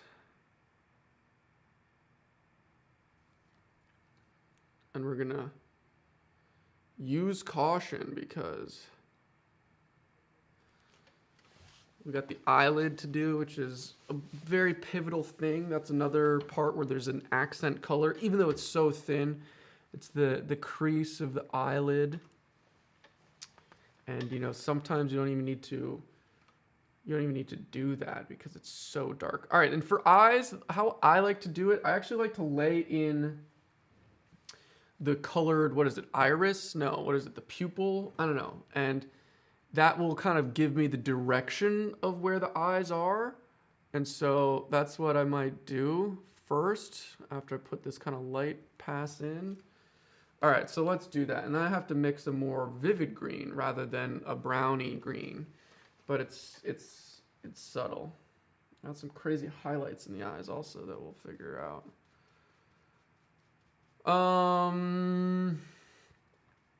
Alrighty, I'm going to mix this with dot.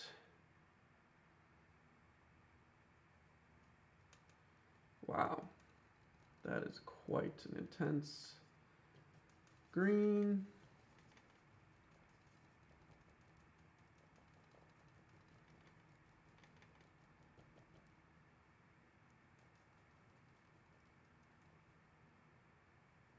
But I think that'll do fine, honestly. And we are going to, you can almost see zero of this white in this eye.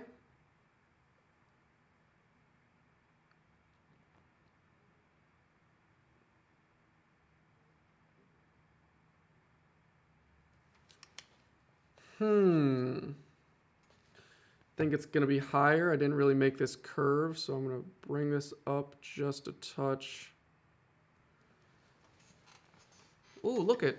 It kind of looks like a human now that we put something in. A little pupil. A little pupil.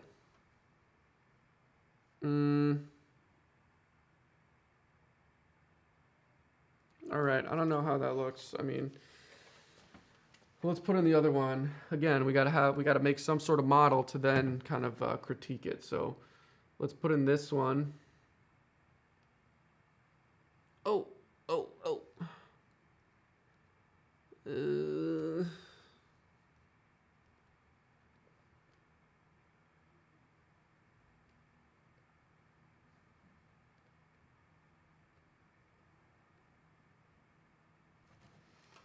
That kind of looks like it's facing the right direction. Again, remember, you're looking at this angle. I'm looking straight on. So it might look a little off to you. It might look a little better to me. Maybe not, though. All right, so this eye is actually not bad placement. Well done, SLEW.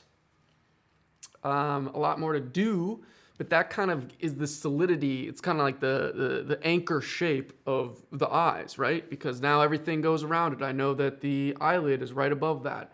I know that there's this much of the corner of the white eye, this much on the right side, whatever, blah, blah, blah. And so that's not bad. That ain't too shabby. You know what I mean? Do I ever struggle with local colors? Sure, kind of the beginning. I was talking about all of that. Starving Artist 112. It's kind of just figuring out not only the values, but colors. And I haven't really done what I was talking about. We'll save that to the end once everything's in. The yellow, red, cool.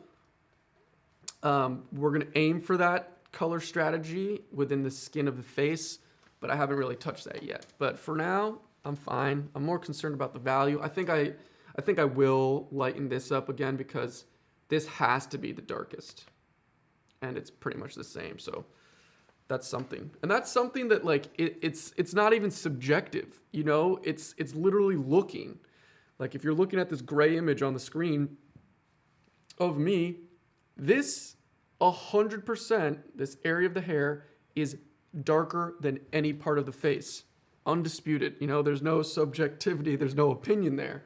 That's just very dark compared to that. And so if you know that, and you're looking at your own, if you guys are painting or figuring your own things out, you just look and just be honest. Okay, my nose shadow is equally as dark, therefore it doesn't look like the portrait, therefore it's wrong.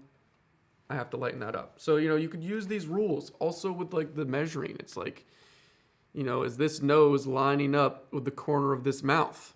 Okay, it is. Is it on my reference photo? Yeah. So okay, so then it's looking good. But you know, you gotta measure and use this like visual archaeology to kind of help you solve the puzzle, right? What were we doing? Eyes. Okay. So, and there's a lot of red around the eyes. Again, the eyelid, it's very close to the blood vessels or whatever. So there's actually a lot of red near the eyes. And that's fine because we need to bring red in the nose. So we're going to focus on those parts swimmingly. I'm going to sneeze again. Is the window open? Nay. Thick paper. Yeah, it is thick paper. This is like 300 gram paper. I did gesso it though, but it's thick, so I could paint on it. You couldn't really paint on thinner paper like this. You know, you're not gonna want to oil paint on that. This is like multimedia. You hear that? Thick. Thick boy.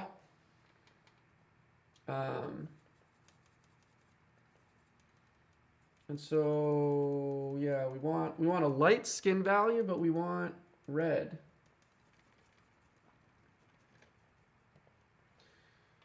And we're gonna bring all this over here. Ooh, that's nice.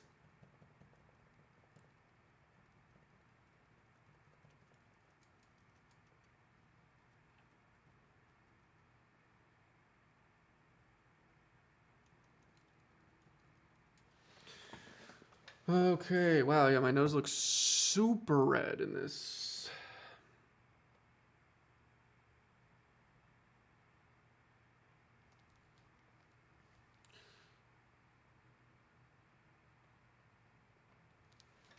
Okay.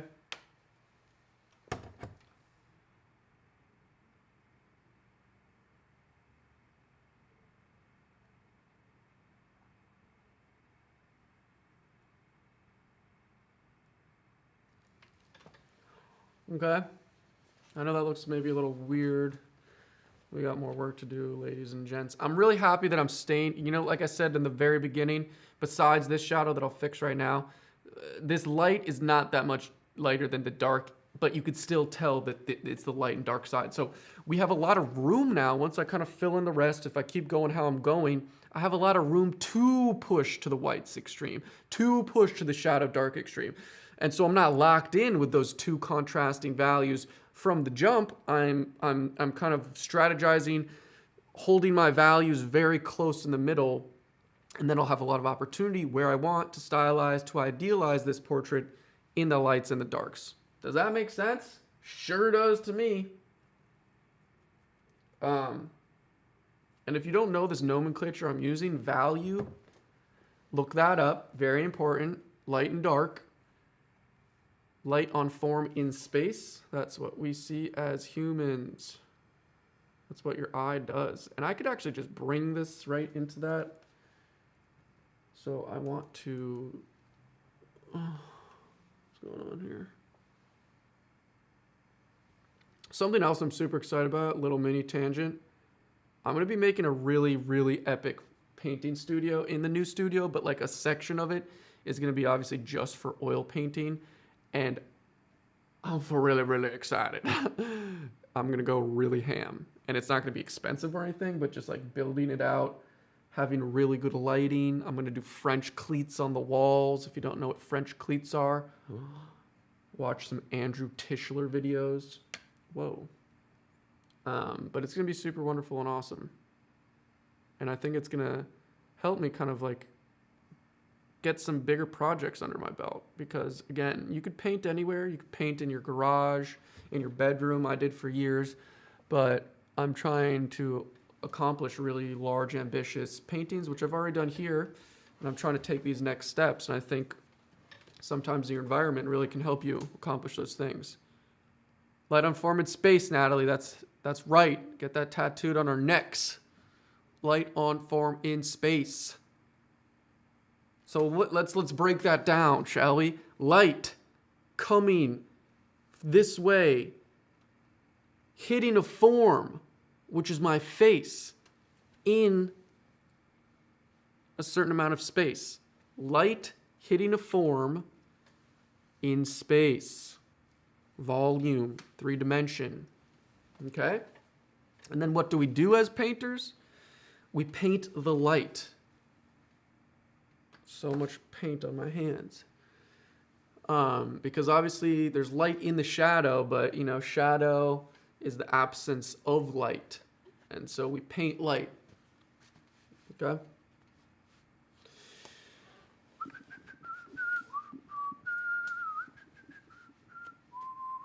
I'm liking this nose. I'm really liking this nose. Sometimes the nose is really hard. For me, at least.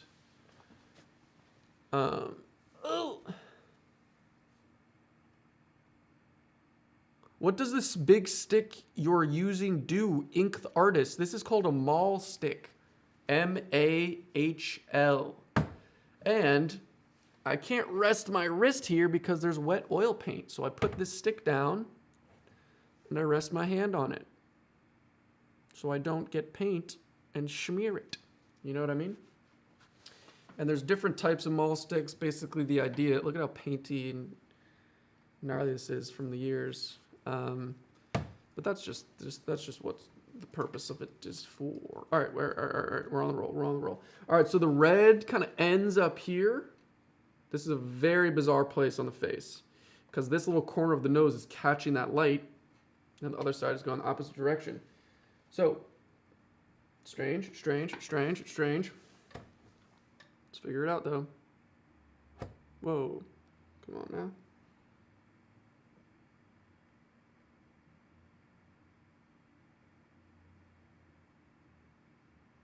Yeah, this color is way too dark for what I had before. I'm glad I'm kind of fixing this because, oh yeah, I mean, this eyebrow has to be way darker.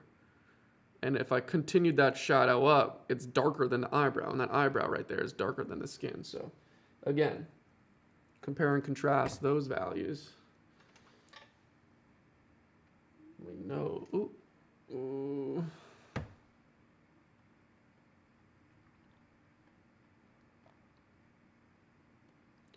I'm being super loose here with kind of like these colors. Should I zoom in more? Nah, this is fine. Not the last live stream, April Zoe. What's up, Carl Baker? What's up, my man?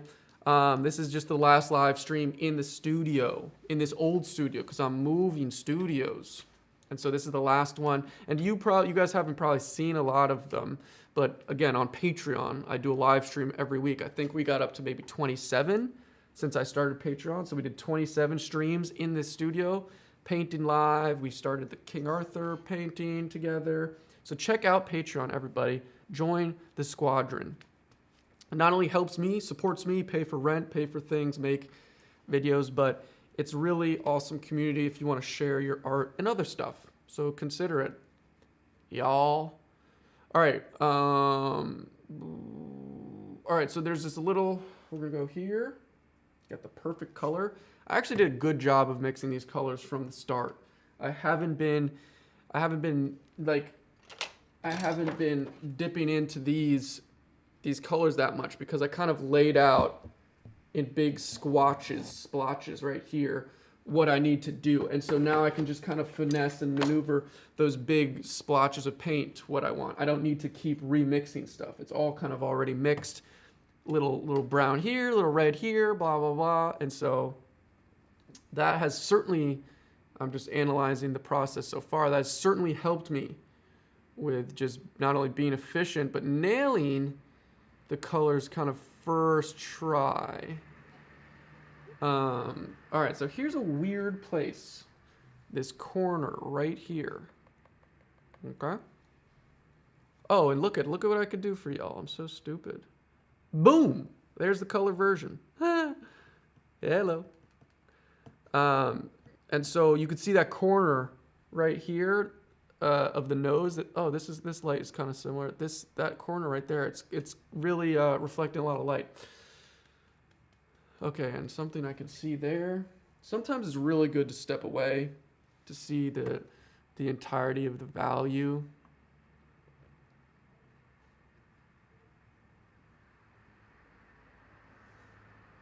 Okay.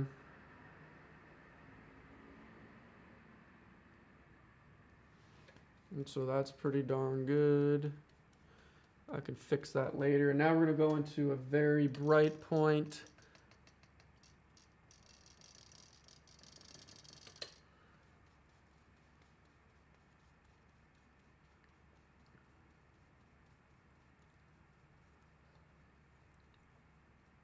Tyler Fit, how do I stay so motivated? I don't know if I'm so motivated. I think that I'm just really passionate about painting. I really, really love it. I've identified with the process, the practice, of painting and making things. And so just the innate passion and obsession, like, is all the motivation you kind of need. Obviously, if you like to do something, you want to do it as much as possible. Also, my YouTube and social media is now my job, my career, I guess. And so there's, outside pressure to continue in terms of monetarily speaking, because, I need to make money, I need to support myself. And so there's those two kind of angles that play each other, but they're intertwined. But it's just like anything, man. It's like, you're going to do what you like to do, So I just really like to paint. I really like to practice. I'm really into improvement and learning, and not just painting, everything to do with videography, live streaming, production, all of the things I kind of do in the studio, I really like to do. And so I try to do it a lot. Love from India. I've seen a lot of people from India. That's so cool. Love that. Axel, what's up? Tell us about your childhood. I don't know. Pretty normal childhood. All right, we're going here. I'm going to bring a little more white in.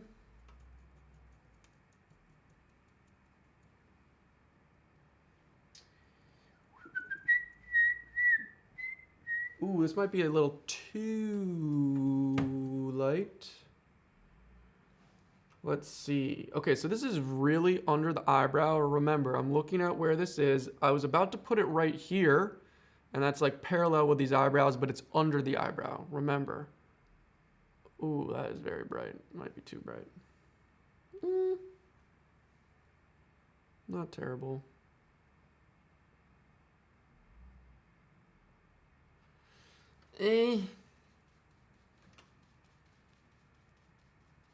Not terrible, but that's all I could say.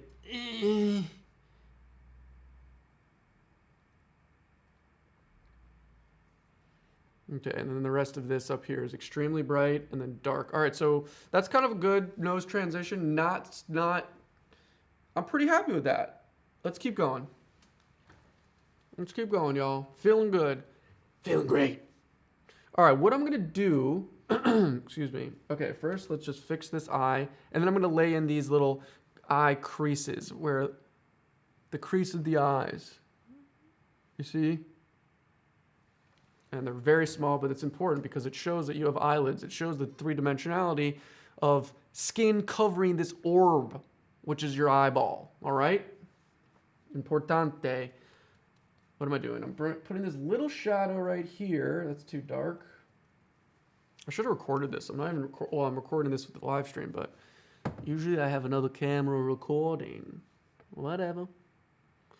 So this is like sometimes one of these darkest points. This little line right by the eye. All right, that's pretty good. And then the rest of that turns into the eye lid. And we could bring some of just the normal skin tones there, which I'll do right meow. Is this also getting dark? Let me check the exposure. Oh, now we're good, right? Also, let me check this.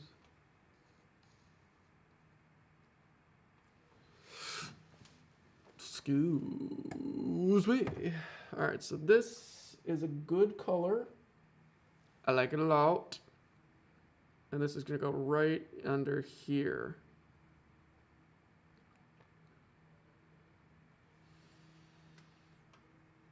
And then it's gonna come on the other side because this is like a curve. It goes, you start in and then up around the eye. So it's like this curve, down, up, down. Does that make sense at all? And then we're gonna go behind this hair, which is gonna provide a substantial shadow, which I haven't even come close to putting in. Ooh, that's gonna be kind of hard. Whoa. But let's first put in these little lines for the eyelid because this will help me figure it out. And this is a really, really skinny line, y'all. Like, I don't want to I don't want to overdo this. Ay, ay, ay. Oh, that could help bring everything closer. Oh, it's also facing you more. So, this is super, super small. Whoa, careful there. It's almost going to be non-existent. I'll push it back, but we want to make sure this line is kind of, the continuity of the line matches like this. And I always overdo this part. I know.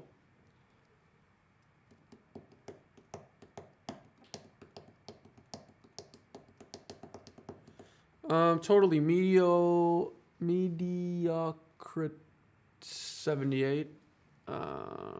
Yes. Do I ever... Where is it? Do you ever have a painting where you just can't see what's wrong with it? Kind of. It's more like I know what's wrong with it, but I can't fix it. You know what I mean? Which is maybe a paradox in a way, which doesn't make sense, but that's usually what I struggle with. I know what's wrong with it, but I can't seem to fix it for the life of me. Or I try fixing it and it never works, and I just go back and forth painting and painting and painting and painting over and over and over. And I could just never fix it. That's why it's really important to stay really... Wow, these eyes are looking really good, honestly. Medium, but we're rocking and rolling. And so that's why it's important to be slow and to use those strategies of plumb lines and really figure things out to make sure when you put these strokes down, it's in the pretty much correct place. Because, you know... Obviously, I'm going to repaint things in this painting. Once we have it all filled in, that's when we can really go ham and figure things out. But it's important to try to nail these things because, yeah, it's important. Oh, this weird corner. How's the exposure looking? Can I go like this and make it more? That's too much. Yeah, that's fine. This Axel Arts, this will be, this whole stream will be on the YouTube channel. So it's going to be like a 2-hour video.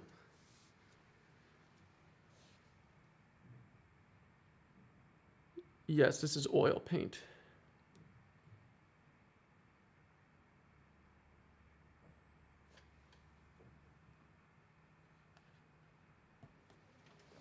All right, so those little lines are in. Now I can kind of put in the colors for the and it's red. Remember, we got these red colors or red eyelids. I'm losing my mind slowly. Oh, can I turn these on?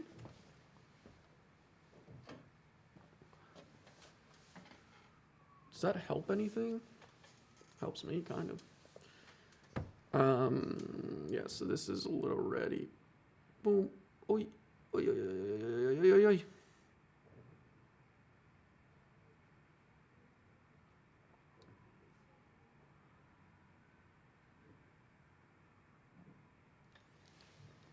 Okay. I don't know about this eye yet. I need to figure it out because it's a little weird. It's a little weird right now in terms of the shape. I just drooled a little.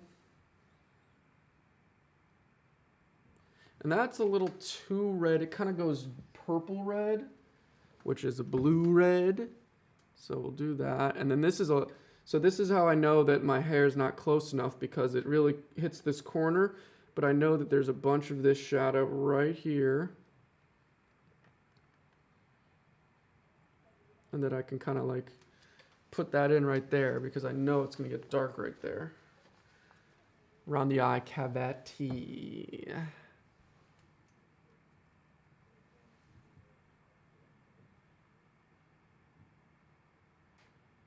Okay. So I might have overdone it a little there, but I can always pull that back. And then this in the center is like bright.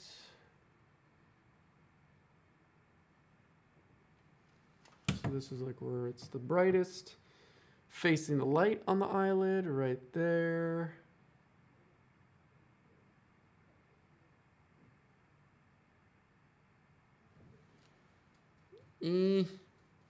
Medium job.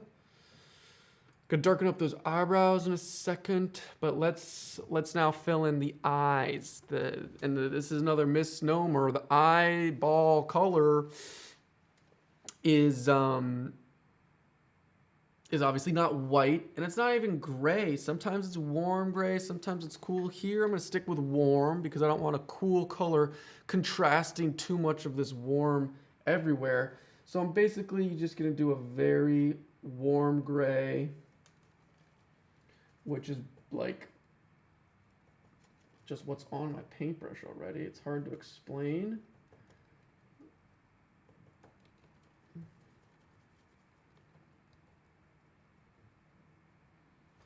Okay, so this color looks fine. I can always readjust.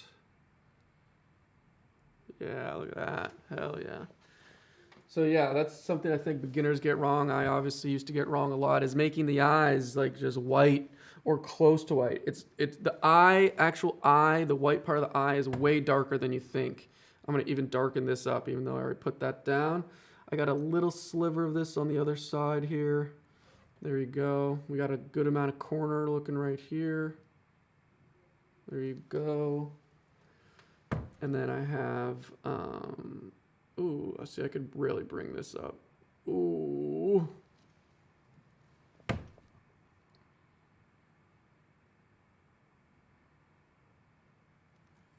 Solid amount of white in the red eye right there. That might be too much.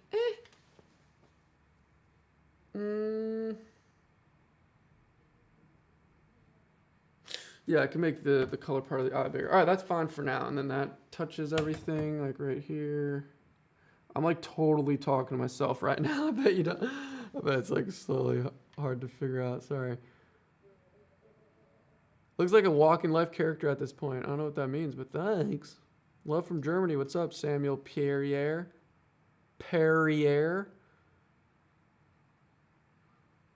Christopher, thanks, man.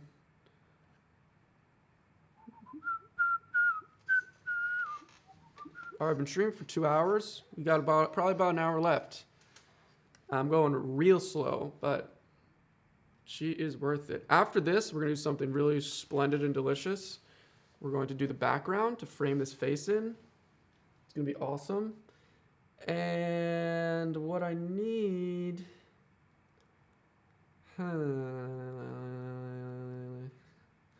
so yeah.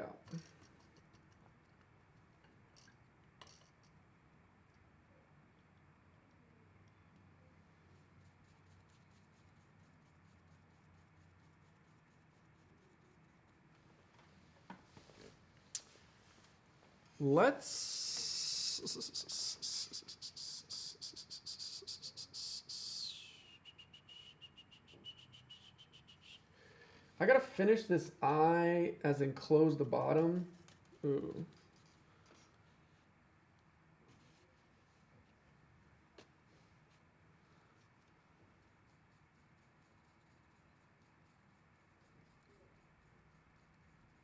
Yes, Daddy. The left eye fold doesn't go as far to the cheek as it does in the photo. The left eye fold, are you talking about that? It doesn't go as far as the cheek.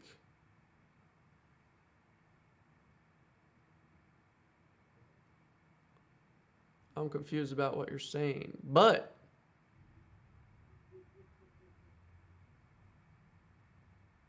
I'm trying to analyze really hard here. There's so much wrong with this that I'm looking at that we'll figure out. So I'm gonna take your comment, digest it, and we'll figure that out after we do a couple more stages. Because again, we're not even finished filling in the stages. I'm taking my sweet time, which is probably annoying, but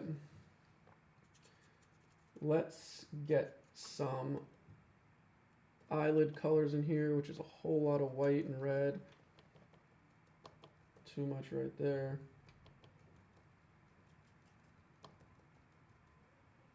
Okay. Actually, it could be like purpley, my dudes.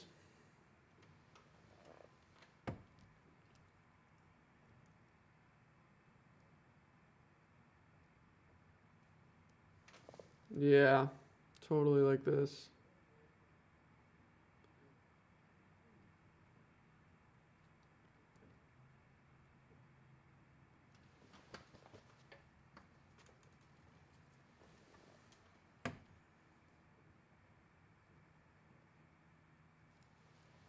I mean, it makes me look a little sleepy with like bags under my eyes, but I'm just feeling lucky that it's kind of working out. I can't really.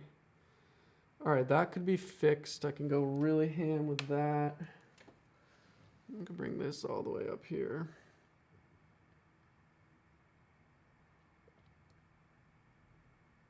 Okay, we just filled in that part, and there's some cool, I mean, it's very, very subtle, but you could tell that that is some cool area. I got some more to do with that. Okay. And it looks like very rudimentary. Wait till we do the final touches. It's really going to come together quite wonderfully. Haven't even touched the highlight of the nose. This is a very bright part. So don't you worry. I mean, I don't know if anyone's worried. All right, so I got some purpley skin tones over here. Let's just fill in this. This is pretty easy. Is that too dark? Maybe. Let's be careful.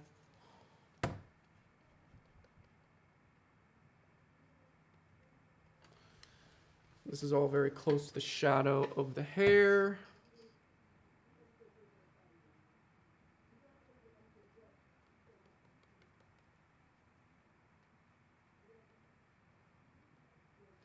And then in between, it's going to get real light, real beautiful.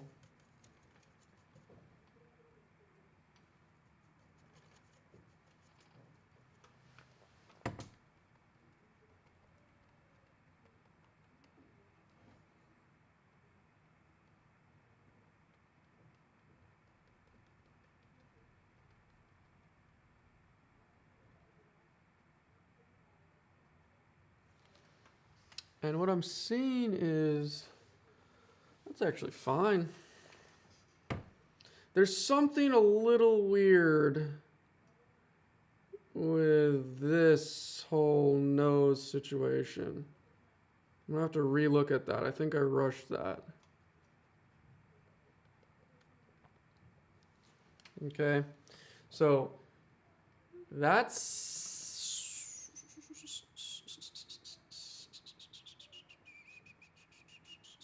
the eyebrows are completely terrible, totally the wrong shapes. I'm gonna fix that. Hold your horses. Totally rushed that, but that's fine because I know what I know, what I know, what I know, you know what I mean?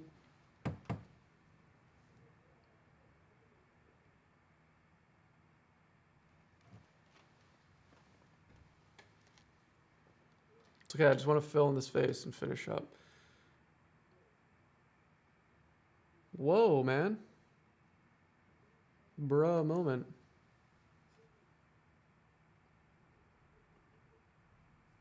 Thank you.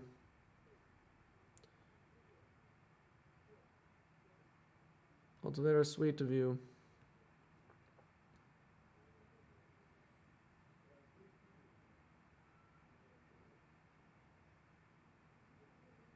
Yeah, everything. Yeah. Everyone's saying great things right now. Much love, Joel. Everyone's saying great critiques. I completely agree with it all. We have a lot to go, so stick around because we're not close to being done. I mean, I'll paint for 2 more hours. I'm just chilling. So we did this part of the eye. I'm gonna do this little thing right here, which I'm so excited about. This little piece of the puzzle that will really help it all, and this will give some great, just that right there. That's all I needed. Boom. You probably hardly saw it.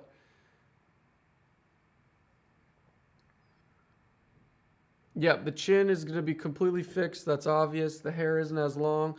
Yep, it could probably go up a little. Not a huge deal. Good eyes, guys. It's funny. I hope you're being this specific and critiquing and observant on your own paintings as you are of mine, although I love it. So we're going to do the bottom of this eye. Just continue trying to really nail this. And then we're going to do the background real quick. Lay that in. All right, so this is where it kind of gets hard. I don't know if this is the right color.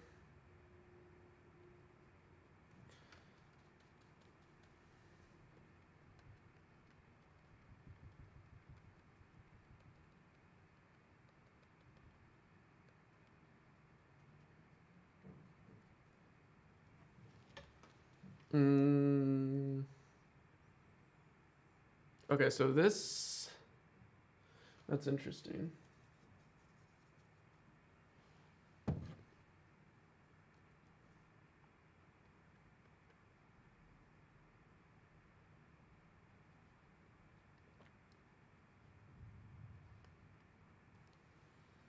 Yeah, that's kind of weird, but I got it now. And then this is lighter. This is way lighter. Way lighter.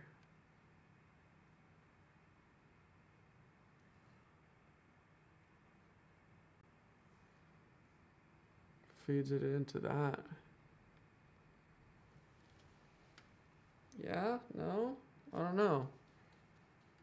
This is a difficult part. But what I want to now is, I want to fix the circle of the eyes also, don't worry. This really dark part, which is kind of weird. It's like right here. It's also just this. It's like that. It's so purple. I think I got to bring that hair closer.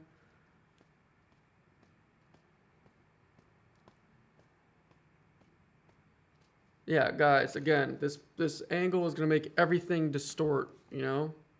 This doesn't look like a straight line to you, right? But it's perfectly straight to me, so just remember that.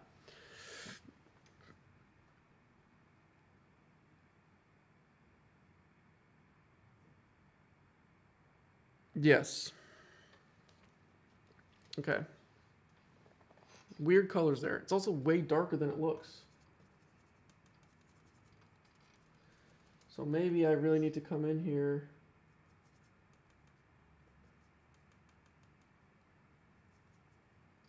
With some of this.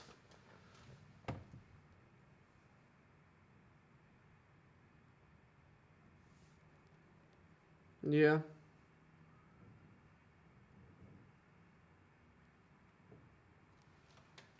Kind of leave it at that. Oh.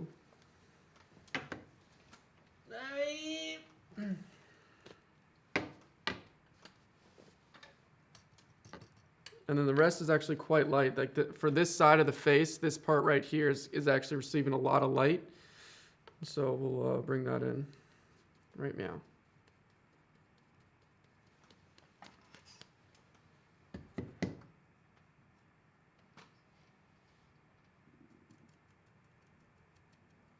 And it's like a cold light. Sounds weird.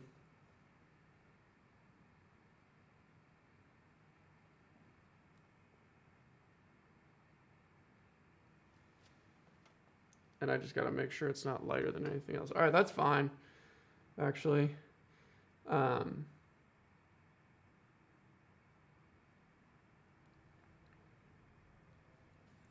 got some pink.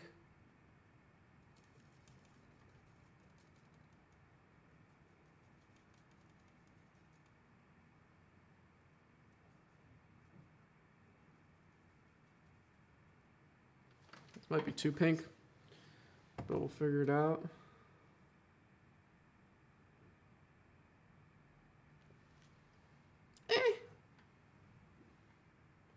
It's not terrific.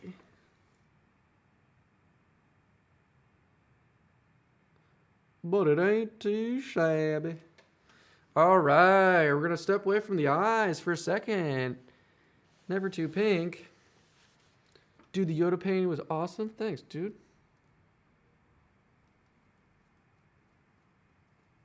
Yeah, I try to do live portrait studies. Kumo Fanghur. Totally. Like, that's where I learned to oil paint at a painting school. Yeah. All right, so we're going to move on to the background and switch to a different paintbrush. Switch to this. And what kind of background do I want? A cool background. You know why? Because there's so much warmth going on. A cool background will just make it nice and beautiful, contrasting in colors, not in value. And I want just a mellow gray. So we're gonna take a bunch of this, we're gonna take a bunch of that, and a whole bunch of that.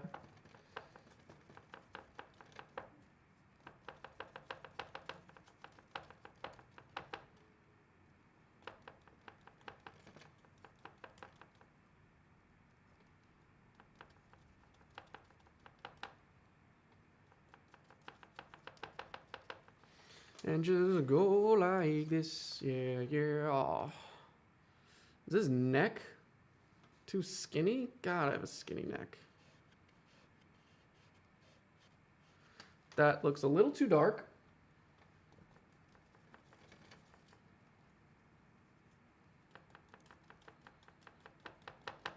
So we'll lighten that up a little bit. Ooh, yeah.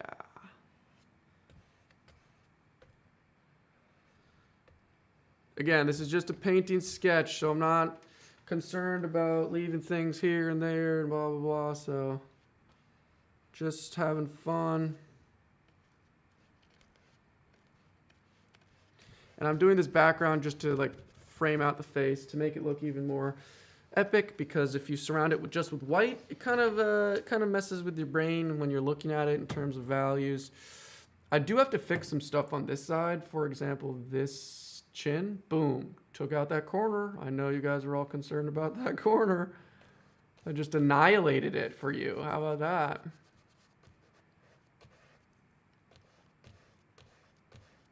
Okay. And then even this.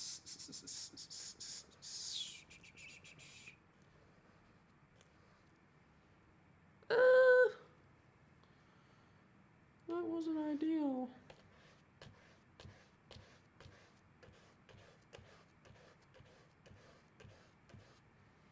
Okay, not a big deal. Figuring it out, figuring it out. Okay, I think I know what's wrong with this chin. Totally need to fix that. We'll shorten this hair just like you all wanted also. You know, we're just putting a little background on it, making it look nice. Wait, is this just a sketch? Yes, this is just an oil sketch. You can think of it. This is on paper. And I just did this oil sketch because this is like a new oil painting sketchbook, which I'm really happy and excited to fill in. We'll just kind of leave it like this. Very painterly strokes. I love it. I love it.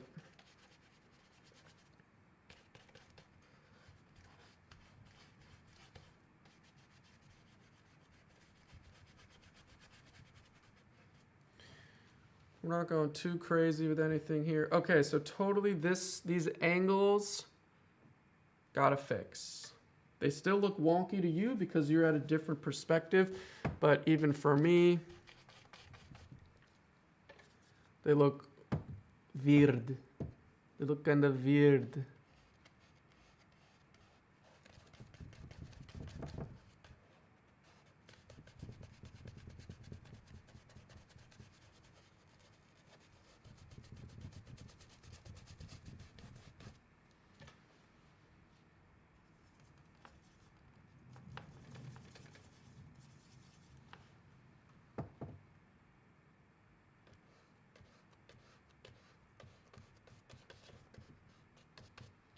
It's also fun to bring some darkness to the background here and there. Make it a little dynamic.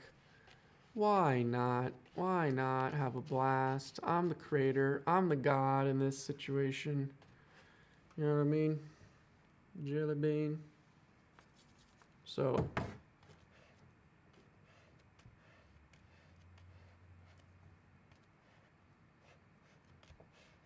That's it for the background for now, okay? Really, really simple and mellow.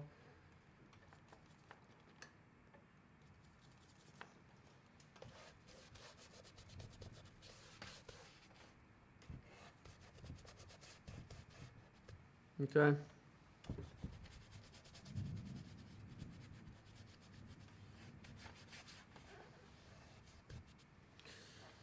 Super, super mellow.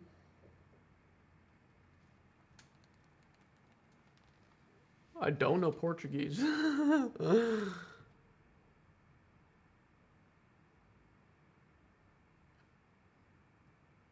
I wish I knew Portuguese. Do my eyes look a little big? My eyes look a little big to me. I think I need to make the eyelids bigger. I don't know. There's a whole bunch to fix. Let's work in some of this quarter zip I have, and then we'll go ahead and fix a whole lot of stuff. I'm getting tired. Not really tired, but all I had to eat was a bagel this morning, and it's 3:27. I need to re-energize. You know how I will re-energize is if everyone in the comments just sends me a little rhino. Everyone rip the rhino in the comments, and it will rejuvenate me. There's about to be a flood of rhinos. Let's see it. Yes, Joe, Harley. Ooh, thunder. You guys hear the thunder? Yes, bring the rhino. Yes, yes, yes. Very good. It also looks weird because I haven't filled in this part of the face, so it looks like my face is a little skinny, but we're going to fill that in right now. Let's do that right now. Why not? Okay, let's do the ear first, because this ear...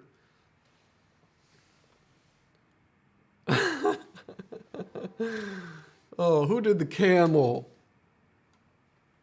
Come on. Okay, so we're going to do this ear, and this ear is very dark.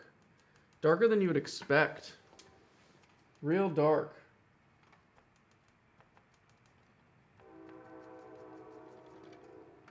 But I like it.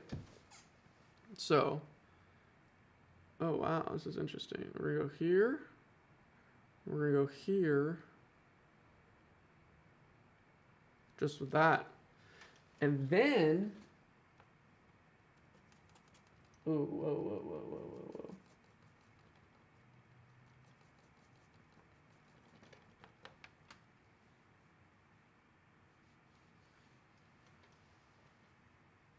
Oh yeah, you're right. I should have done the camel because it's Wednesday. You're right. That's a good call.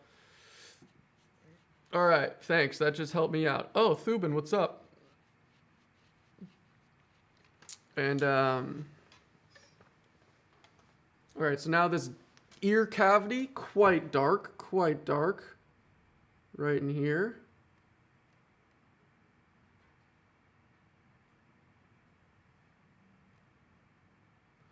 Ooh, that looks like a little too much.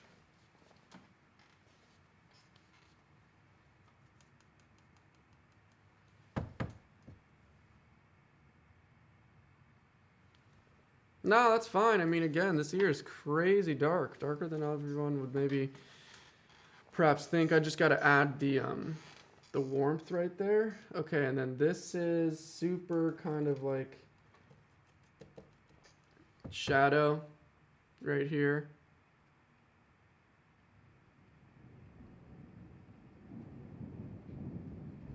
Wow, do you guys hear that thunder? Maybe not. Thunder's crazy. It's kind of annoying.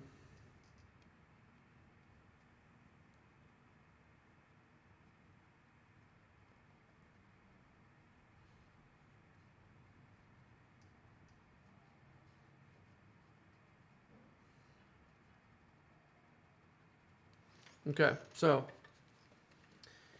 I'm gonna bring this super warm color, and this warm color might be deceiving also. I haven't really figured it out yet. It's not orange, but it's just a light, what is it? Is it like orange? It's like ochre, little red.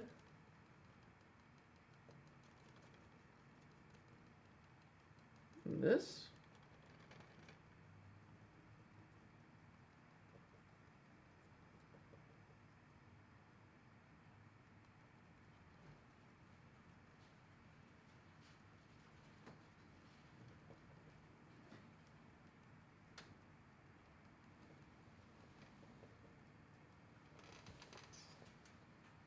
No, way more saturated. So I'm gonna mix an orange. Oh, it's raining out. It's starting to rain.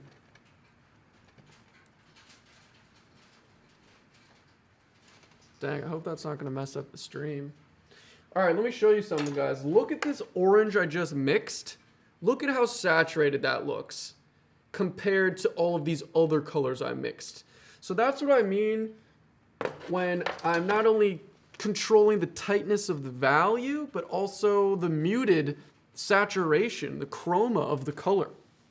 And so now I have the opportunity to go super light, super dark, but just like this reflected warm light you could see, I have the opportunity to go mega saturation. So I'm not gonna go that saturated. I'm gonna bring it down slightly, but I kind of prepared the palette pretty successfully so I can kind of maneuver to those extremes when I want to. And so this is lighter. Yeah, like that. Let's see how this does. I don't really know, guys.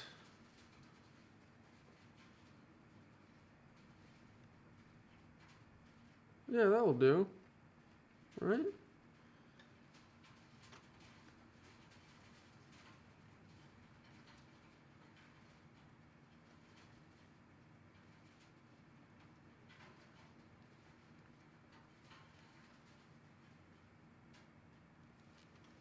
You know what I mean? I could definitely go even more saturated, which I might. I might have to, because it's already so warm. But let's just figure it out.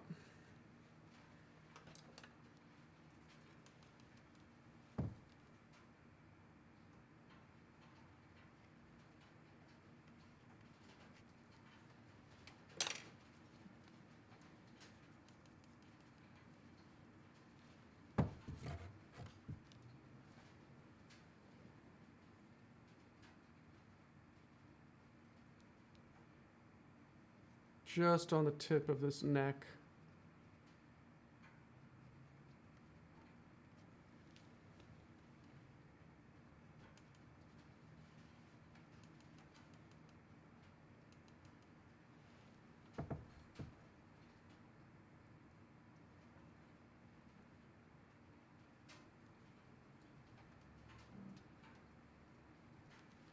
Oh no.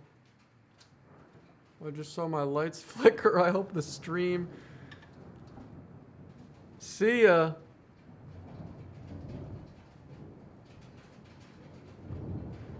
Adios. Thank you for the donations. That's nice of you, Knock.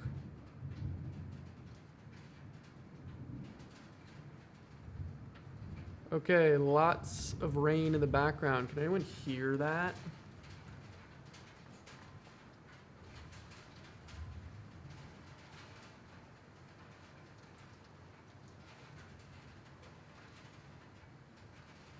It's getting kind of crazy.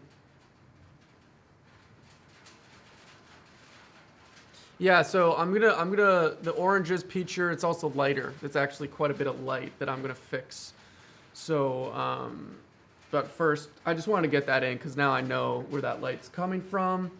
And I'm going to fill in this neck, which is kind of annoying. Necks are so annoying because they're just like weird muscles and shapes. I don't know the anatomy at all, really, so it's like,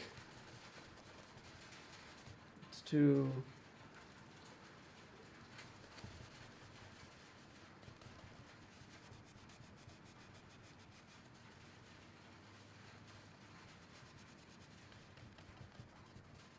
And obviously that's not correct. I'm just kind of putting that in because that's the generic value. And then I'm going to come in more.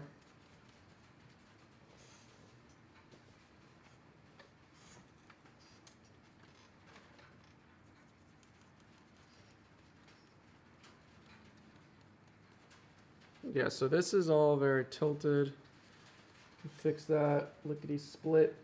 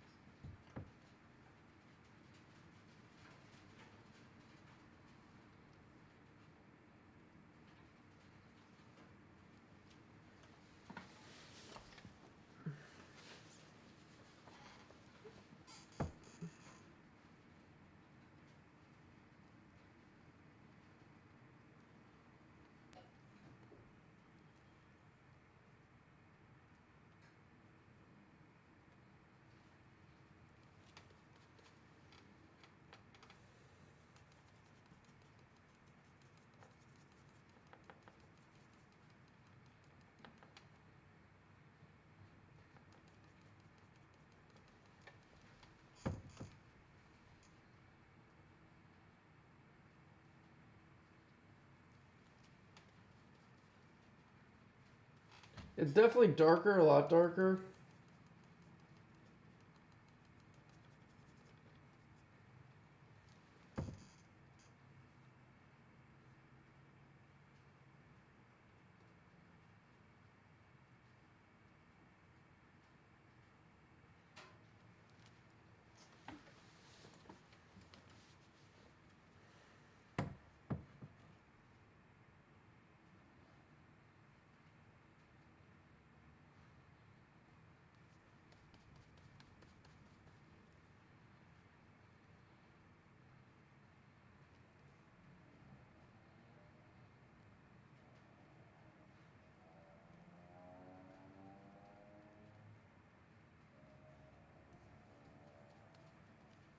Again, painting sketch, neck, very bad. And I'm just gonna use a big brush to smoothen this all out.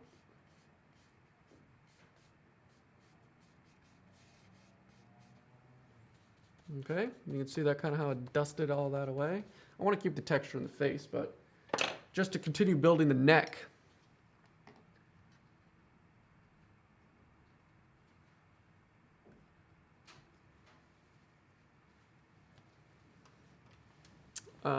Okay, so is this value correct? Let's look at it. I think so.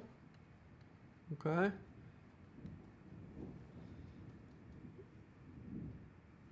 This kind of gets cut off right here.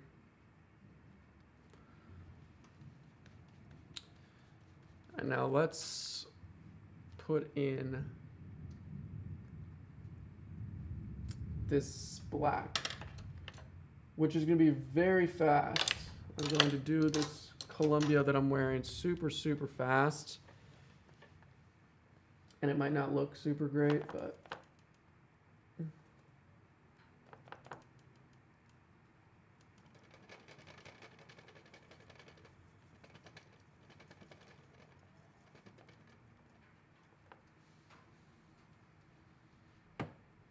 This might be leaning blue. I don't want that.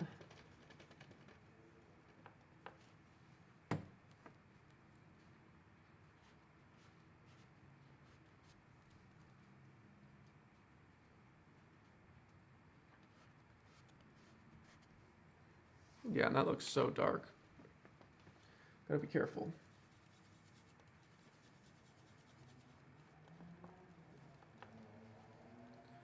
Gotta be real careful.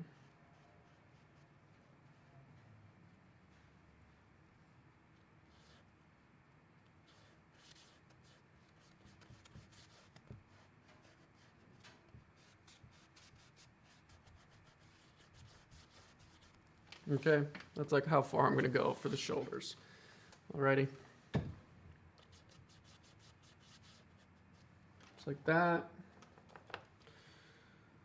We'll do the same thing for this side of the zipper. Okay. So now it's really starting to fill up and come to life. You know, like, I mean, we have a lot more to do. Again, I'm going to keep going for like another hour, but in terms of the volume and just the portrait, the weight of my neck, the mass of my head and the shoulders, it's coming together. I'm going to stick with the colors that I have. Sometimes I like to change up the colors of the hoodies and stuff, but I'm going to stick with these. I saw someone say change it to dark green or something.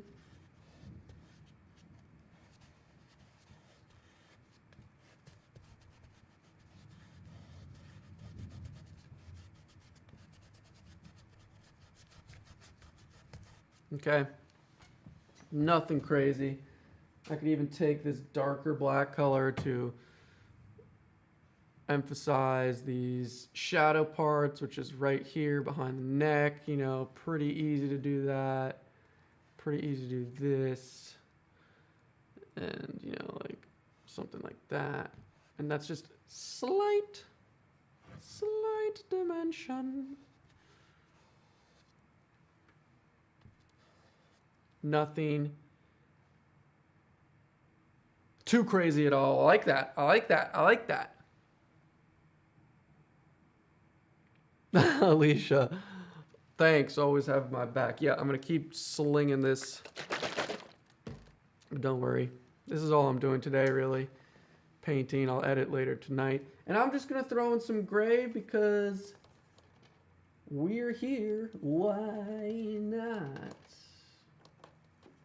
This might be too gray, but, you know,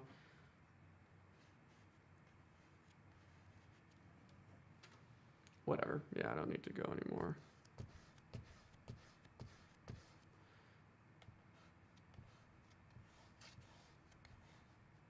Okay.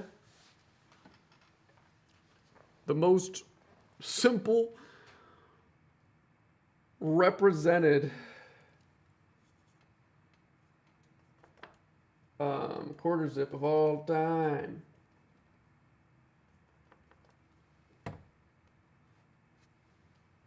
Okay, that's fine. Whatever.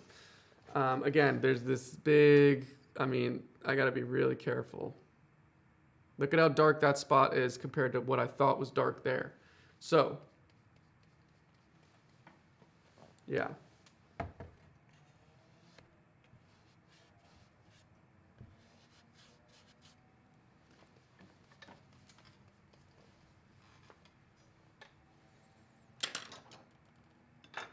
Okay, so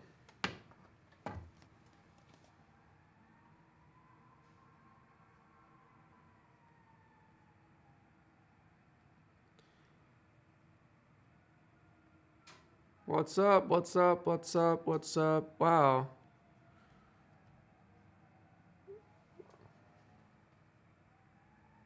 Happy 421, Victor. All right, so I'm looking at this eye specifically. There's so much we're gonna fix. All right, I slightly moved this chin over.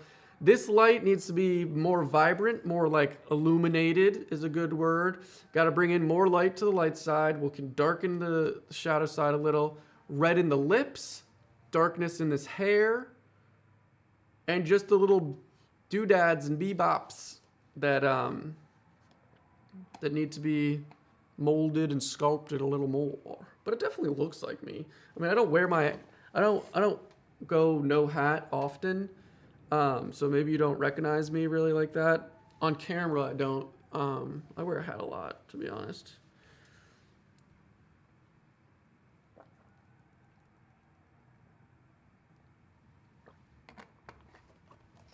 Oh yeah. My palette's getting messy.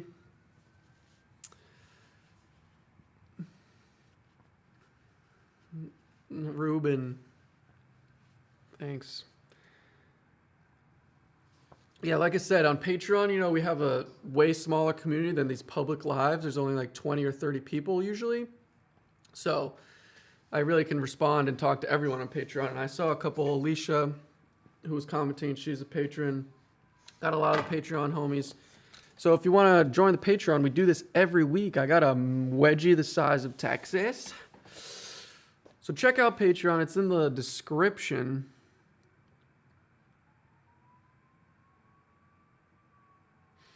Dull. This looks dull to me. We got to illuminate it a little more. We got to bring some more red into the nose and the lips. I got to change the shape of the lips a little. So let's dive in. First, I actually want to... Okay, so this shadow. This shadow comes a little more over.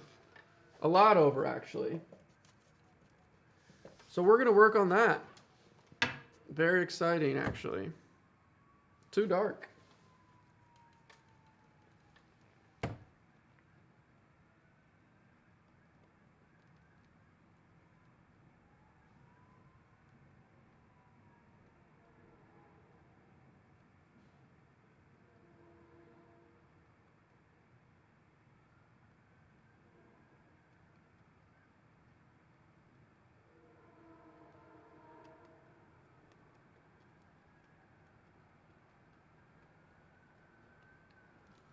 I think that helps. Helps round it out. Oh my gosh, I'm leaking.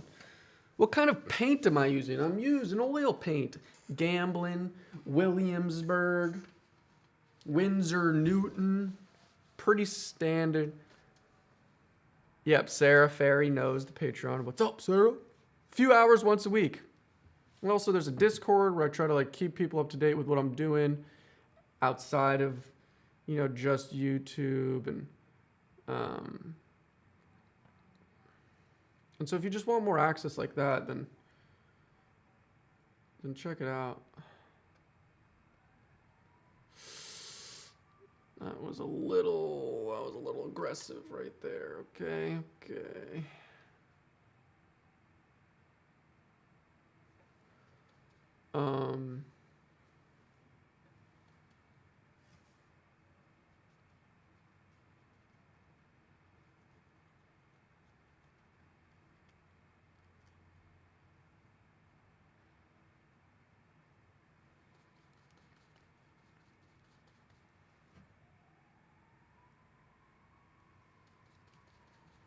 Okay. And so I'm just kind of passing over the shadow side just slightly again because I want to pronounce these things. Oh!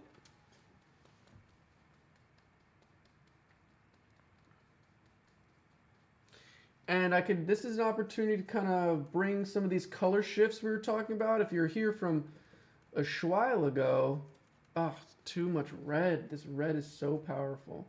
So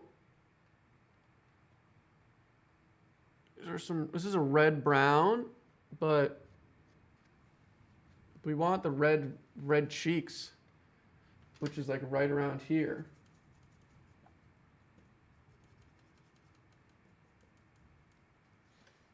And so this is like all right here. You could figure out now that line is just way too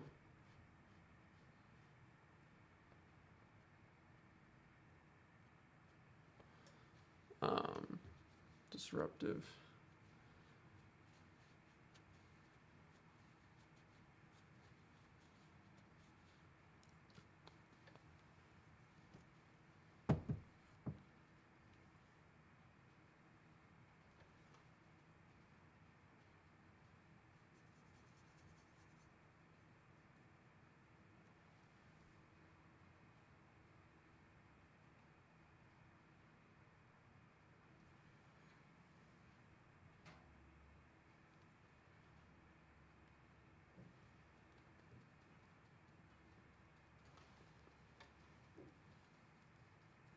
Okay. I'm sorry if I'm not talking a lot. I'm just really trying to focus on what I'm doing. And I'm just bopping around, really. I don't know how to explain it. Okay, I see this. This needs a little darker under the nose where the cast shadow of the nose is. All right, so I'm just going to put that in, and that just says, oh, hey, Kate. Okay, excuse me. I'm just losing my mind. This big nose is casting a big shadow. So we're going to bring the shadow down a little. This area, I don't know what I'm doing, really. What am I doing?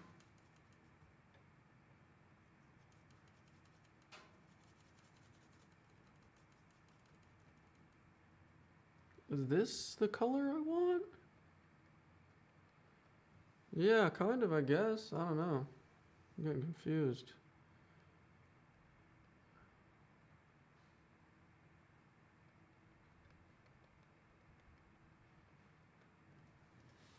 You know, very sketchy, stylized. This chin is going to be fixed shortly.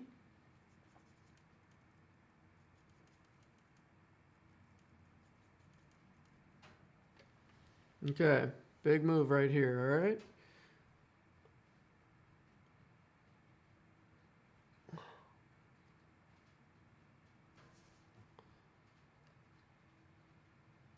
Okay. I think that gives a little bit more love. A little bit more love to my chin.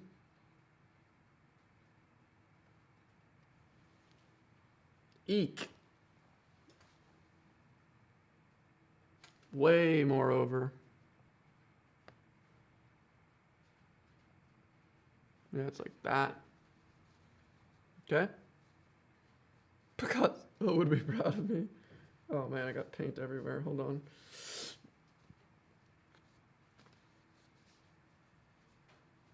Who's Calum Worthy?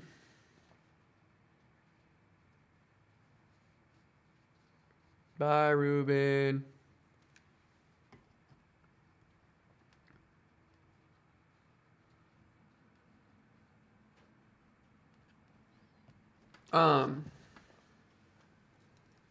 All right, so that little chinny chin is fixed. Ish. Slightly. Let's go into the lips, bring some red in there on the top and bottom. And also, we have to bring this top lip right here, right here, right here, right here. Okay? Ooh. That was kind of good.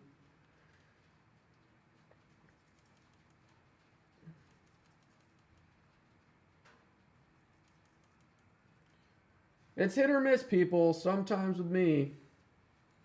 And then it's just how many times can I repaint something?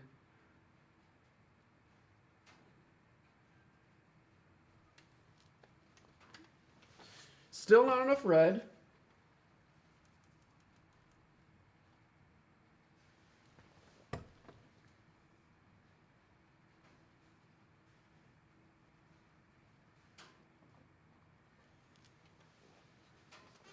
It's not bad.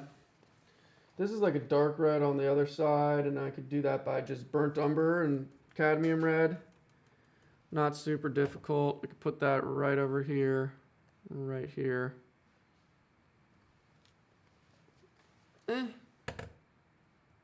Kinda, sorta. And then we can make almost a pink for the highlight. Now I don't want to do the highlights just yet because that's like something you want to leave to the very end. But for the sake of just being absolutely amped up, we're just gonna put this little, and it's not even a highlight, it's just a little lighter than everything else.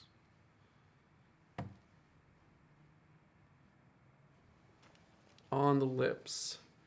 Now, the lips look lighter than the face, and that's an issue because that's not true. The face is a lot lighter. So we have a lot to push in the face, which is great. It's not a big deal at all. It just means that I know, that's what I know about the values, okay? And so that's a good place to come next. The highlight side, which I knew we were gonna hit, or I had to just attack. Let me re-attack some of this nose. We got some pink up here. We got a lot right there. What is weird with my nose? What's going on? I don't know.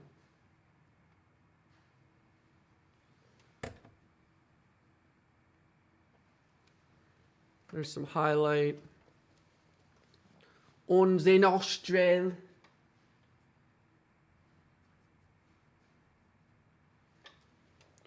I know that this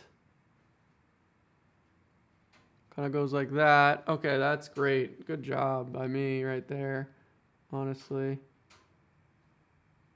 Such delicate shapes in this nostril part of the nose. It's just so slippery. I don't know how else to say it. It's just a slippery baga. And there actually is a lot of kind of darkness under here, which you don't realize. That's fine. Ooh. So we're really saving the end for the end, if you know what I mean.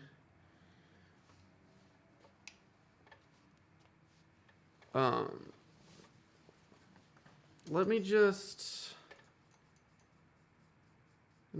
think for a second.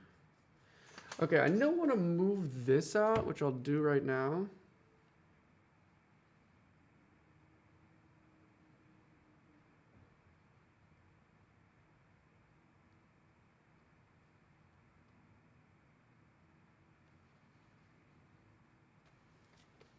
Not hard to do that at all. And then what I want to do is, all right, let's mix a light color. Okay. Hold on. Sorry.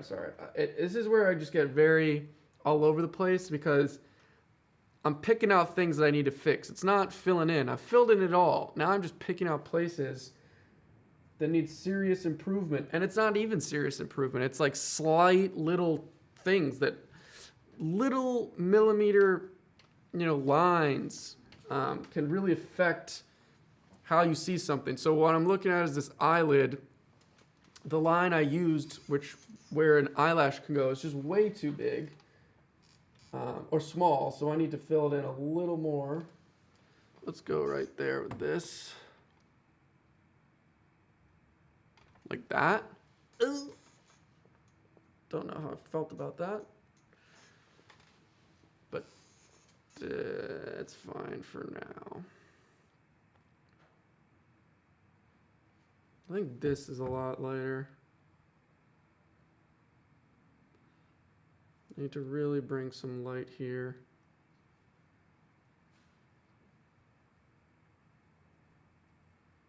Yeah.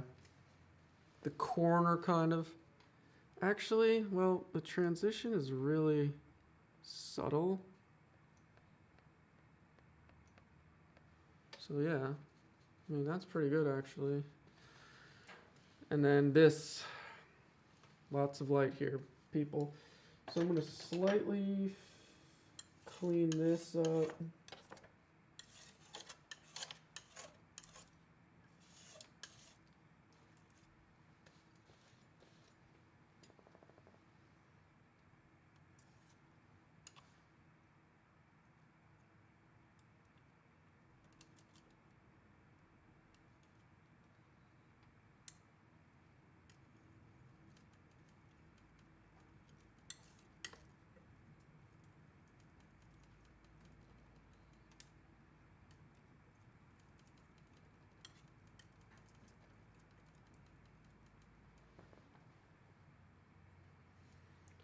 And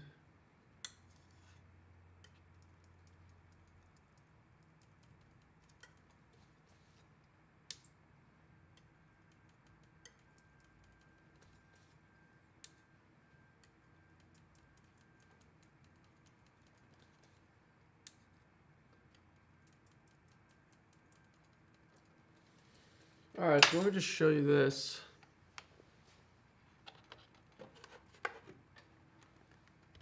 These now I'm not going to be doing a lot of this face in these, but these are the big values the really high values that I'm going to start incorporating into this face to really push this light side. And it's gonna be I don't want to overdo it. I really don't want to overdo it. And we're gonna start with this neck. Boom. Boom. Okay, just like that. That's it. That just gives, you know, that side of the neck is facing the light, and just boom, just like that.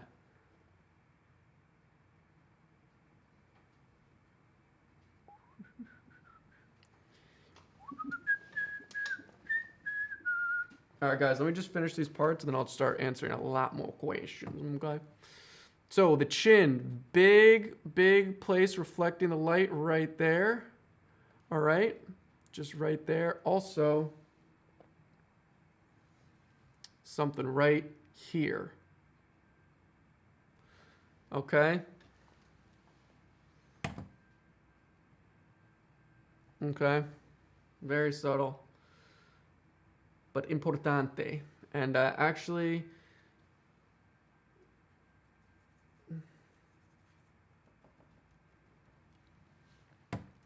this kind of feeds all the way to out here, where I want to be careful I don't overdo this, and into this, which I just did. I just overdid. Okay.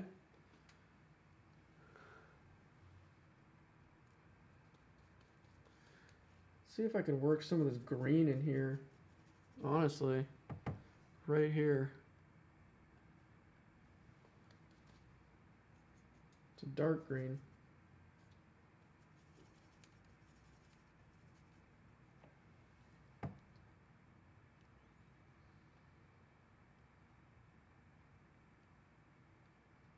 Okay. And I actually can push this normal darkness right up to it, because this transition needs to be a lot darker. I can't really see, there's some glare rocking. No, it's fine.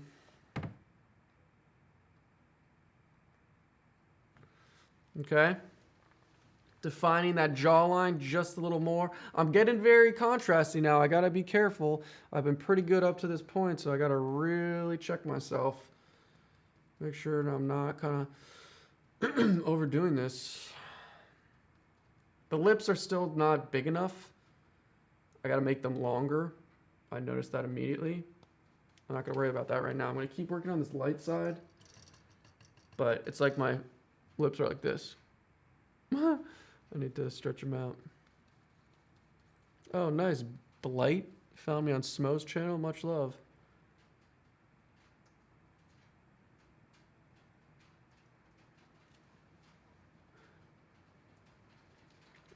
Yeah, guys, once I'm done, I'll show you the straight-on version. It will look way different to you.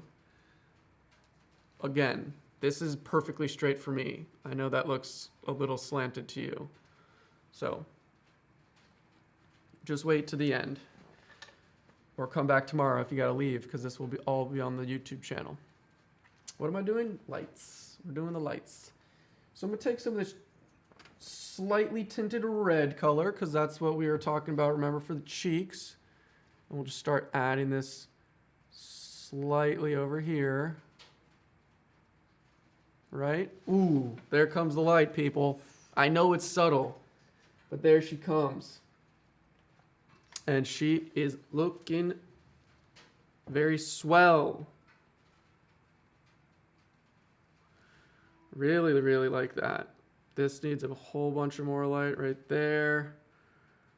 Kind of filters in on the top of the lip. This is such a weird place. I really dislike that, honestly, because I feel like I can never nail it. What is that called? The sacrum? Something? What? It's 4 o'clock here. I'm in Connecticut. 4 p.m.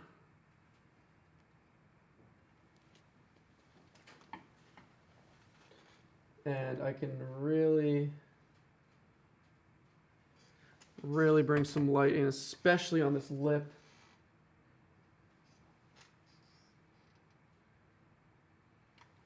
right here. Let's focus. Ah, I missed it.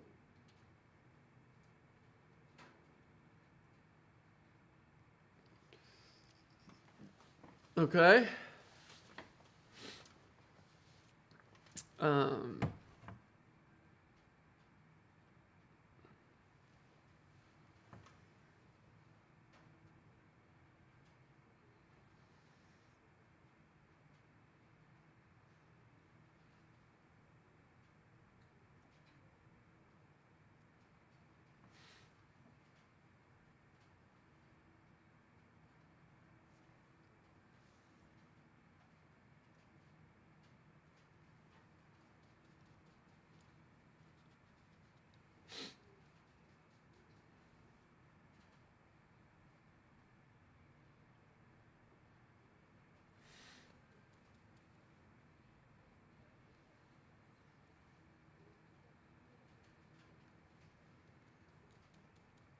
Okay.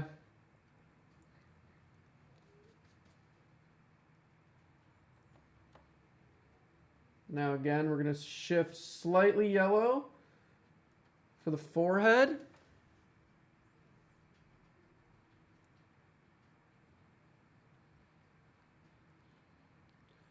I want to be careful I don't go too light here. I gotta change this shape. I think I gotta cut into it again. Oh, it's too close. And also we gotta change the eyebrows. So I'm gonna do that right now. I gotta cut in from the top. This hair needs to be darker.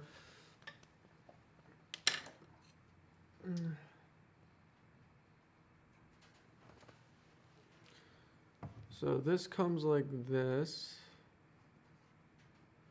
And then I kind of get it cut like that a little.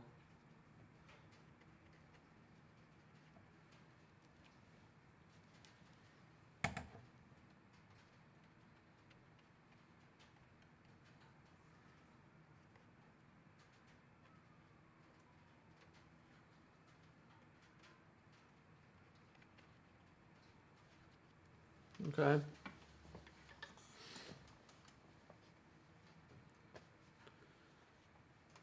See you, Alicia. Thanks for stopping by. See you later. Alicia's Doge is down. Yeah. Who's in crypto? Anyone? We're gonna put a lot of darkness in this hair right here. Again, this is one of the darkest points of the whole painting.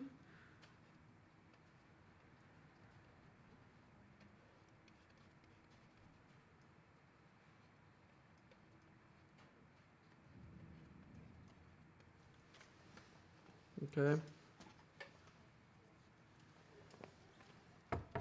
Back behind here for sure.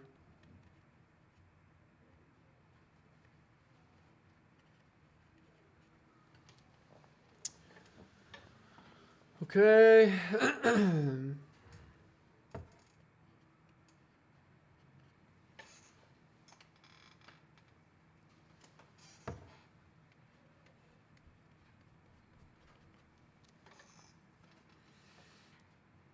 NFTs. Oh, I've been hitting up so much about NFTs, and maybe in the near future. My homie Dean, I've talked about him on Instagram. He's killing it with NFTs. A lot of people are killing it. A lot of people are making a lot of money. A lot of people are making cool artwork. I'm happy to see digital artists make some money. But I don't know. It's just a lot of work. I kind of like missed it because I'm so busy with what I'm doing with the studio and stuff. I'm just like kind of not, it's not great timing for me, but that's fine.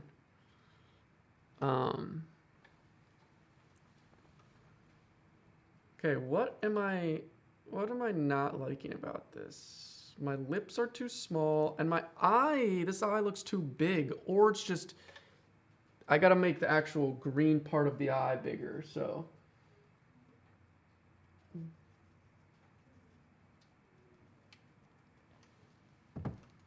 I think same with this side for sure.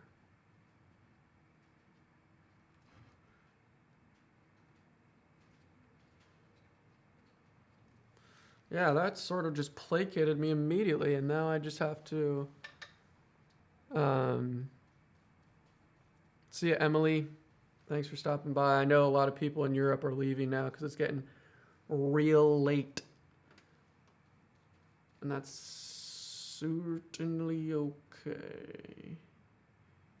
I think actually all of this brown,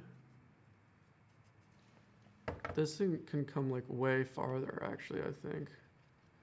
Yeah.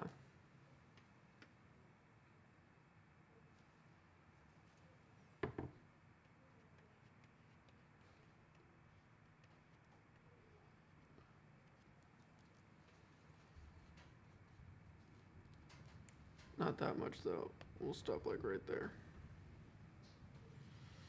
All right, so now let's bring some darkness to the eye, which is this.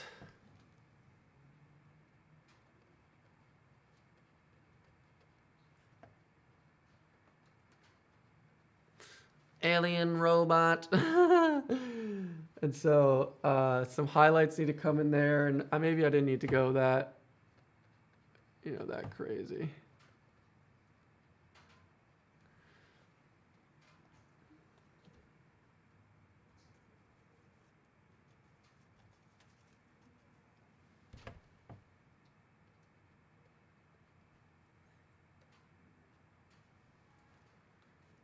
And I really just like made these really green. It's a little lighter green than my actual eyes. Again, I'm idealizing and representing in a little differently.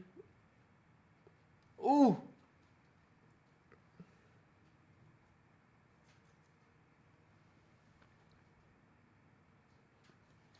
I don't know if that was the right call right there.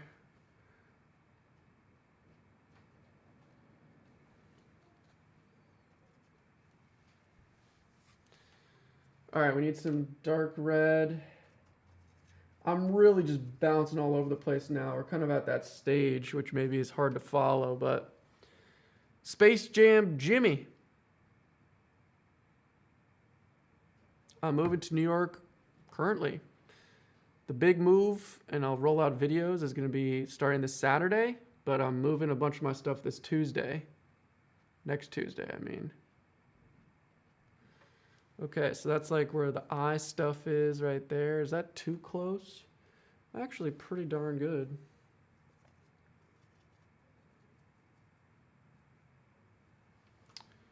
We'll do it with this eye as well, just right in there. Nothing too crazy. We could also bring some shadow to this eye. And some for sure shadow to this eye. And those eyes are looking not too bad. I gotta actually cut off part of this eye because it's too much. Just like that. That's fine. I'll need to bring some highlight color right here.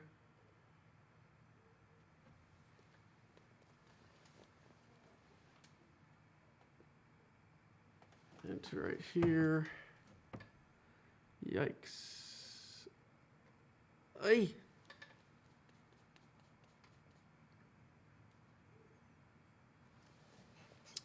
Let's also fix the length. Yes, I'm still painting, people coming back and forth. And this whole video will be uploaded on YouTube for everyone to watch, or everyone to see. What I need to do here is fix these lips. So I'm going to extend these lips just a tad, and I think it was originally incorrect with my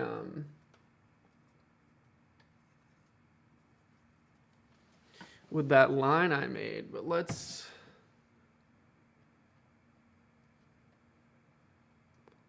bring this out like all the way over there. Yeah, that's way better.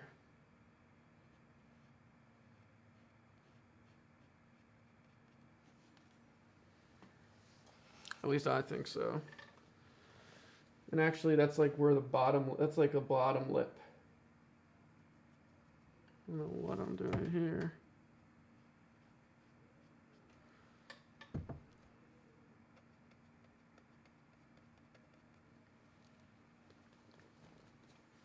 And so this dark line will be for the bottom lip.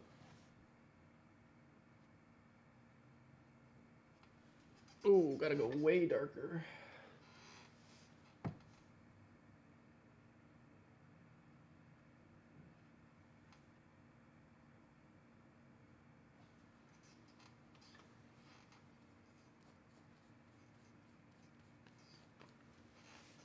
That's fine.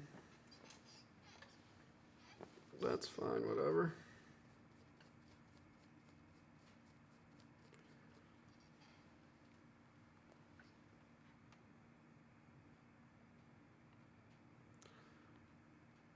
I think I can put some,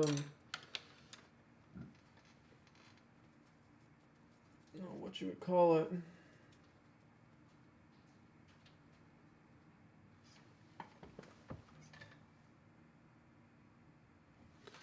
Too light.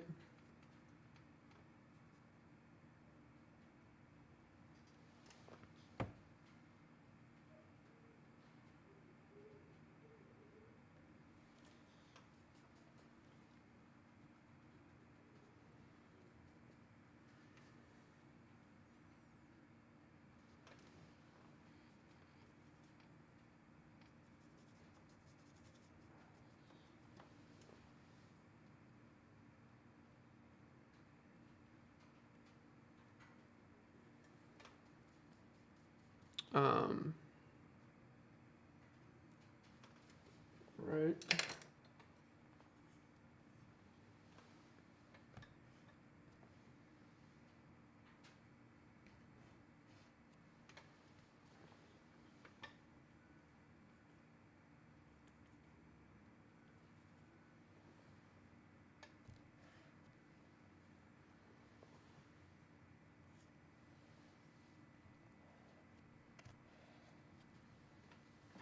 Pushing and pulling and pushing and pulling. Something that's kind of really challenging, sometimes I don't even do, is the eyelashes. And they're not really apparent on this right eye, but this left eye, they cut in right there. And so I'm going to try to put those in. I have weirdly long eyelashes. Usually that's like a characteristic to represent females. I'm going to hardly represent this. Hold on. Let me just also move this. Okay. And so very, very slightly, am I just going to do that? That's it. I don't know if you even saw that. But that's what I'm going to do.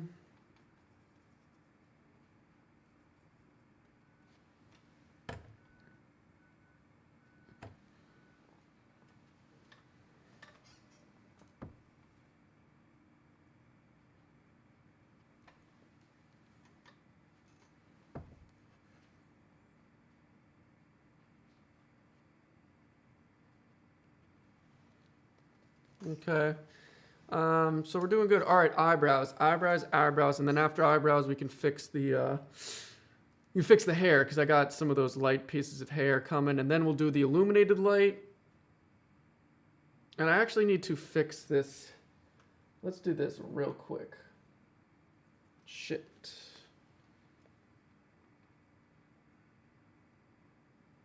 Dang it. Just muddied up that color so bad. This is a pretty defined line right here. That helps a lot, I think. That angle is important. Real important. I could also get really sexual and just do this little dot right here. Oh, of highlight, medium.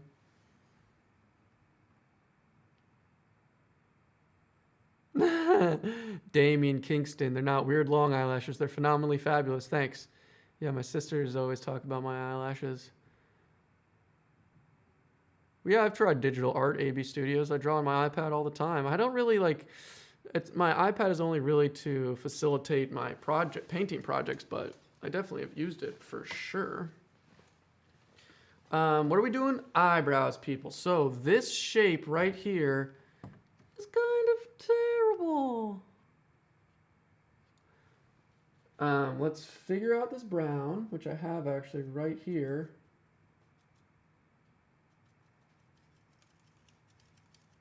Brownish green.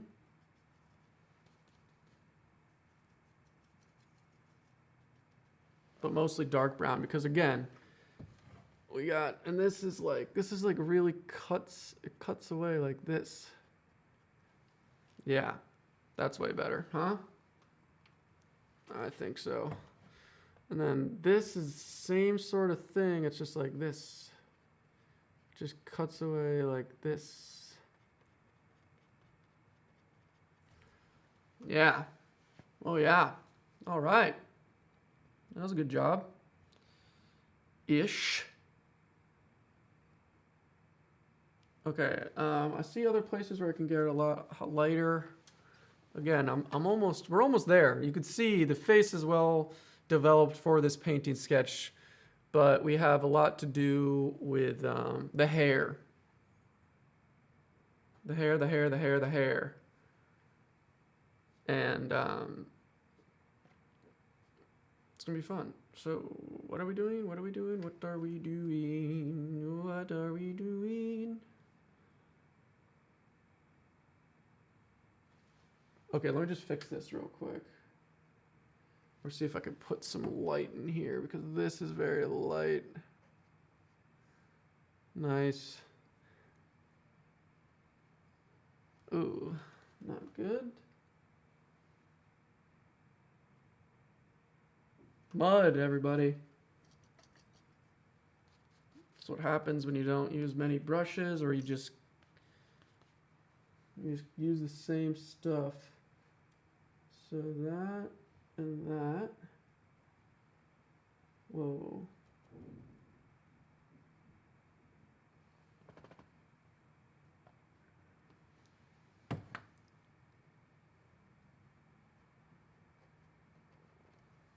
Okay, that's great.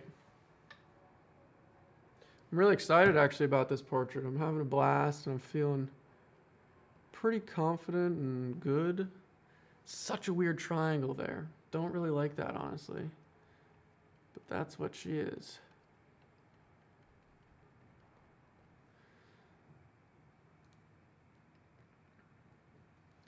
And I also have this weird kind of like, oh, way too bright right there.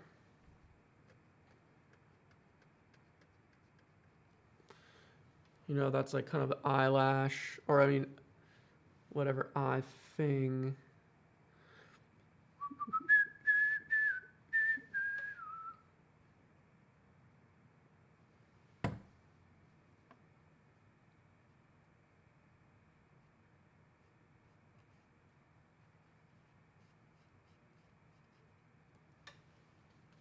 Okay, defining those shapes a little better. We're gonna put the twinkle in the eye, which is one of the best parts. I'll just do that right now because why not? There are no fumes from oil painting, really, Sarah. If you use turpentine, there are. I use an odorless mineral spirit. What is it? Gamsol. Gamsol is odorless mineral spirit. Yeah, the linseed oil smells a lot, but linseed oil isn't fumes. Neither is neither is odorless mineral spirits. I mean, you shouldn't breathe in odorless mineral spirits nonstop, but I'm in a pretty big studio. Some windows are cracked, and that's plenty. I think that's a misnomer. I mean, some cadmium paint you shouldn't get super on your hands or ingest, but the fumes, it's not very fumey at all. I could sit in here and paint for hours. leave it all open, which I do. It's not extremely fumey. Okay, there's a little dinglet right there. I'll do another dingus right here. Looks medium. We'll call that medium. But, all right, so we're gonna mix a little nicer version of this greenish to bring, because there's totally a lot of, not color, but there's lighterness in this hair that I've mixed. And I just kind of mixed it right now. I just added white to this original mixture. Let's see if this works actually. Oh, that looks really good actually.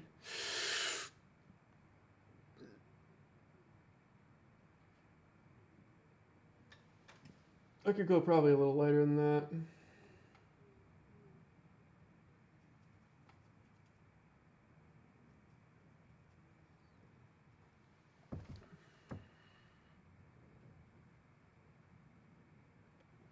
You know, just like that. Really subtle. There's some buildup of light on this like fold of my hair. Just want to make sure we're going with the same direction. Like all of this crap right here. Really just trying to make it look like it's hair. And that might be too green. Nah, that looks fine. There's a lot of color harmony here. I don't know if you can see that, but I'm really digging it. It's like pretty harmonious with the colors. That's because I told you I mixed those really simple colors, those splotches of colors from the beginning. Those were looking good, and I was just using combinations of those splotches to just figure it all out. So it looks pretty harmonious, pretty happy with that. I could actually bring some of this color into the right here. Ooh. And just a little run over here. Ooh, ooh, ooh, ooh, ooh. Okay.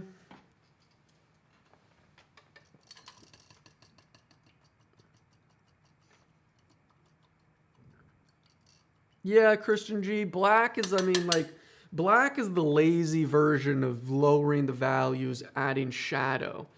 You know, it's hard to explain right over this. You just have to paint and figure it out for yourself. But browns and blues, like if you want to make colors darker, use these browns and blues, ultramarine, burnt umber. And to make things lighter, you use, you know, yellows and maybe a light orange. You don't always need to use white to lighten colors. You don't always need to use black to darken colors. But it is quite challenging in the beginning to figure that all out. And so, yeah, but we're getting to the end here. And I know there's a couple little things I need to fix. Basically, it's the illumination. But also, I could actually bring down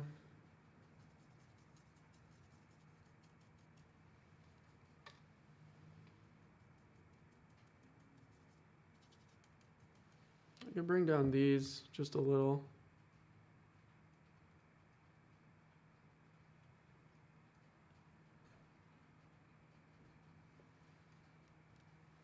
Not super necessary, but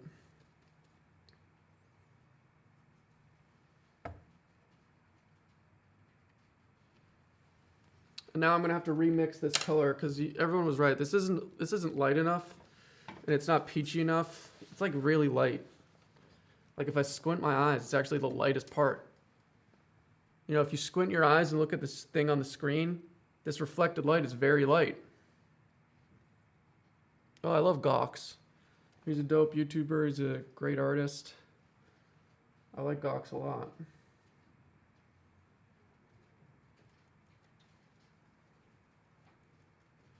I was responding to one of those comments. Okay, so I think this is way more peachy right here. And I gotta be very careful because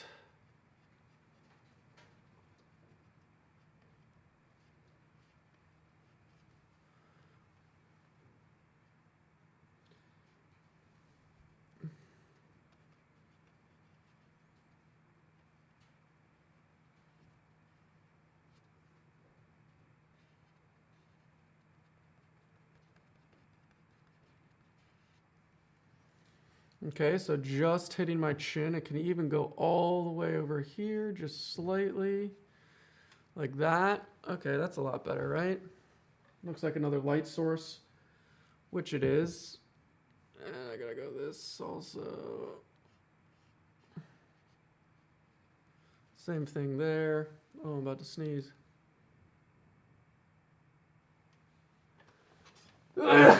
Yes. Ow, my wrist. Ow. Hey. And then more importantly in the hair. And when it's in the hair, because it's reflecting off of something, ow, my wrist, y'all. Because it's reflecting off of something a little darker, it actually does look a little darker orange. And so let's try this out. I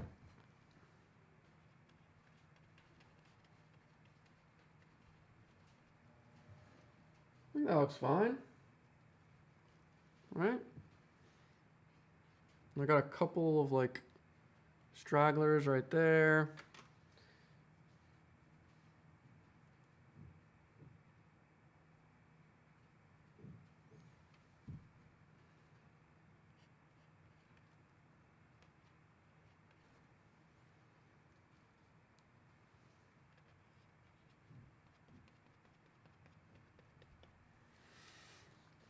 Nothing too crazy. I think I can bring some darkness up here.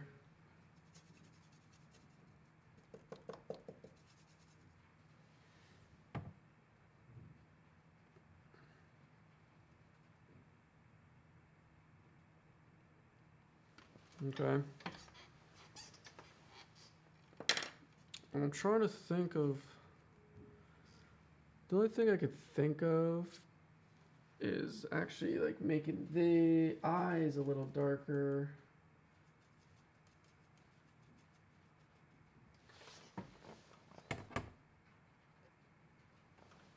No, I didn't like that at all. Shite. Whatever.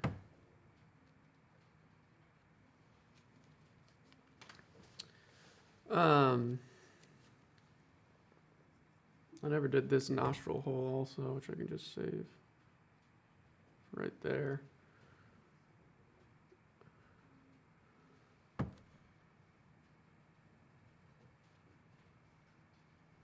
actually should be way lower.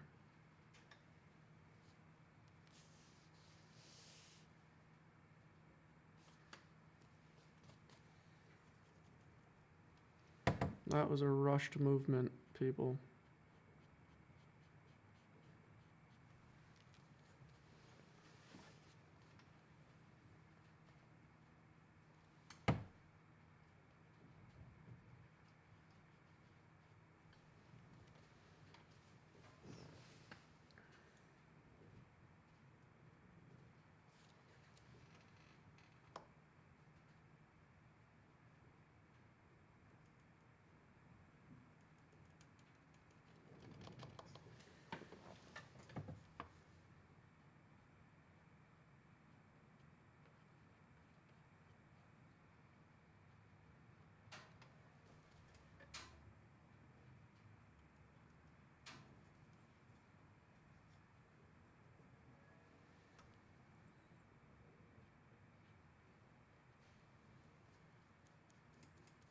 There we go.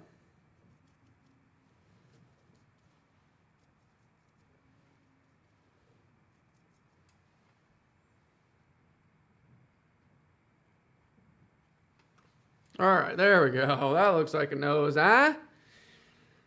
So the question is, what else can I really do? All right, ready? You know what I'm going to do? I'm going to switch the camera so you can see it just a little better. Oh, you know what I can do? Sorry, hold on.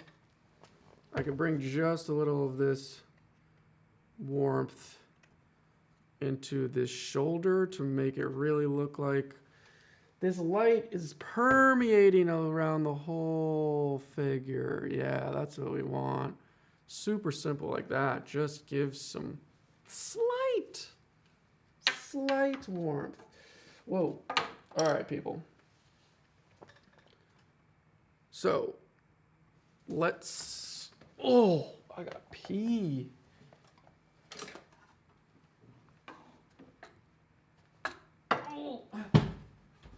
All right, so I'm gonna move this and let's see how much this camera changes, or this changes. Whoa, whoa, whoa. So is that different? This is pretty much straight on now, okay?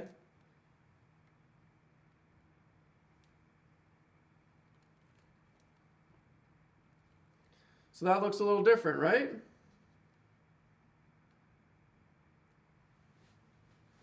Looks more like me, perhaps. The only thing I'm thinking,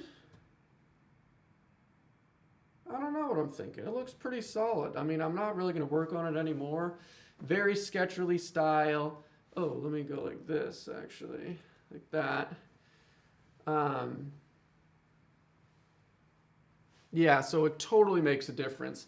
The only thing that looks a little weird to me is maybe this angle. I think this this switch in the face from the eye socket down, I think this needs to be a little higher.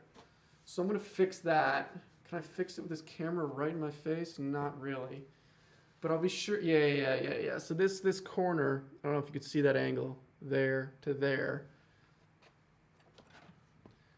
This to that, I need to make that, there's just so many. Can you see all these cords, people?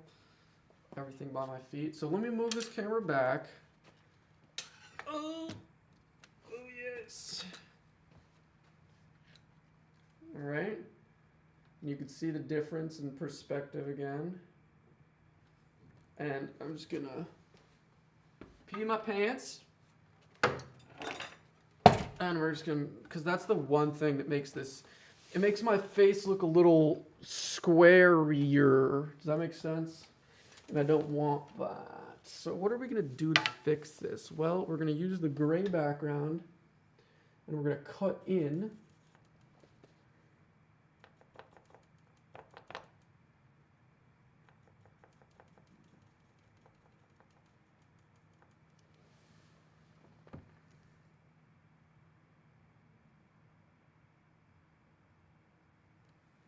Oh, boom, baby. Just like that, honestly. Oops. And actually, I can, whoa. I could also bring some, I could bring some width. Whoa. Zoom out, baby. I could bring some width to this sucker right here. And this is right under the...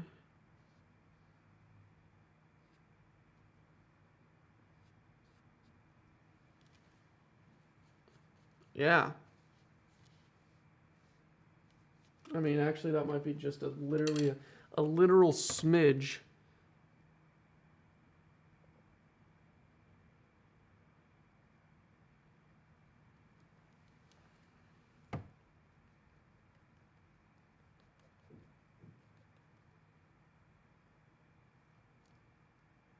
Yeah.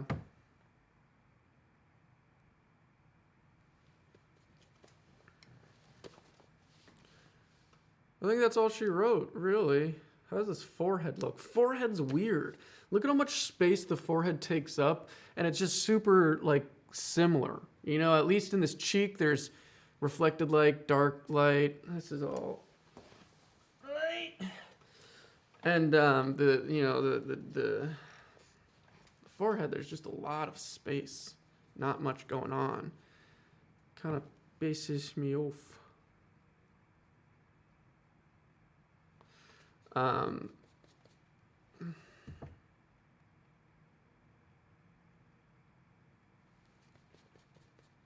Oh, this purple comes down. Let me just fix that real quick. I'm just using the mud on the palette to, yeah, so that's all. It's all shadow. That's fine. Let's check out the palette. So I use these two pretty much the entire time. You know, I use this for the coat, and I use this slightly for the hair, Then I use this for the hair. So really these two. And then let's look at the palette.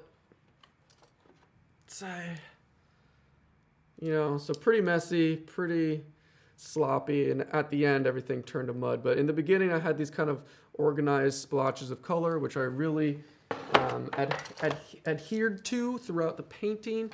Let's bring you another angle. Am I missing anything? Am I missing any highlights? Let's everyone analyze it. I'm gonna move the thing again and let's analyze it together. And maybe we can see anything that I missed or that can be seriously and easily improved. Oh, boy.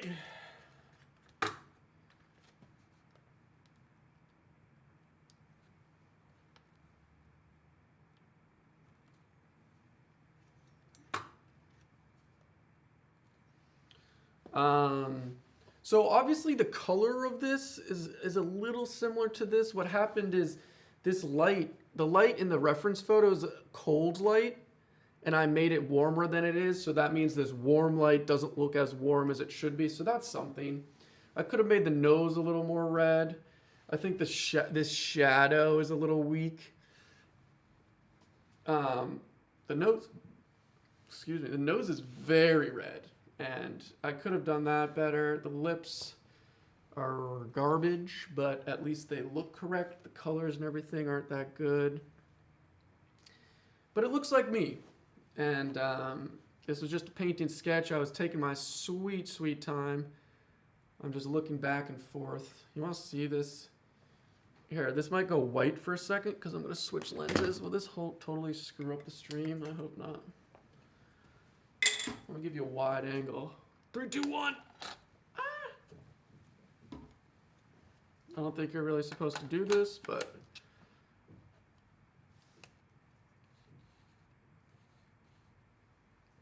what I can do is I can just free ball this now. You can kind of see.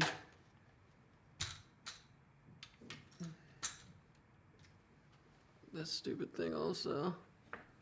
Yikes. Yeah. So look at, there's all of you. There's what we painted. Here's the palette right next to me.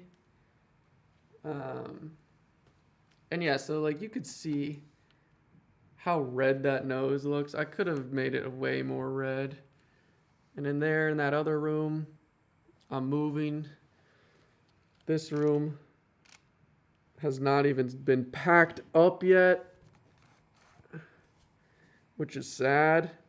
But all of this, all of the paintings, all the spray paint behind here, you know, all of this crap is just going to go. But I don't know how it's going to go. It's going to go somehow. By next 1 week from today, it's all going to be gone one way or the other. So I guess we'll figure it out. You know, there's so many funny memes where it's like, I'll let next week's SLEW figure that out, you know? Me next week will deal with it. Me right now will just hang out. But I know that it will be done somehow. Lots of work.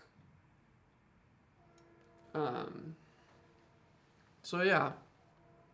So let me sit back down. Let's answer a few questions. I'll do 15 more minutes till 5 o'clock. And that'll be a 4-hour stream, baby. Woo!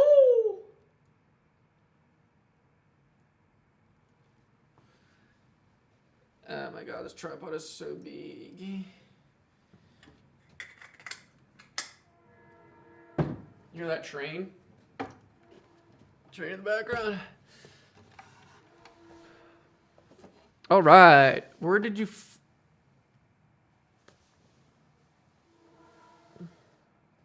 Oh, Mr. Spike, I don't know anything about NerdForge's progress. I'm so excited to see NerdForge. I love NerdForge. And what I'm talking about is the big community canvas that 1000, Smo, me, and Doke have done. The canvas that's traveling around. It went from Michigan to Connecticut to Bratislava, Slovakia to Germany. Now it's going to Sweden or Finland or Dang, I forgot where Nerdforge is, but Nerdforge is awesome. Excited, I don't know. So you're going to have to paint over your paintings? No, those, those, I mean, I'm going to leave them. I'll let the next tenant decide. Maybe I won't get my security deposit back, but I'm not covering these bad boys. I'm going to let them ride for the next tenant, whoever comes in here after me to see them.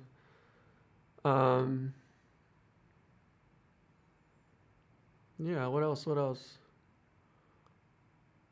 Where did I find the studio? The Wonder. I just went on Craigslist, looked for studio spaces. I mean, you could get realtors. Hello from Spain.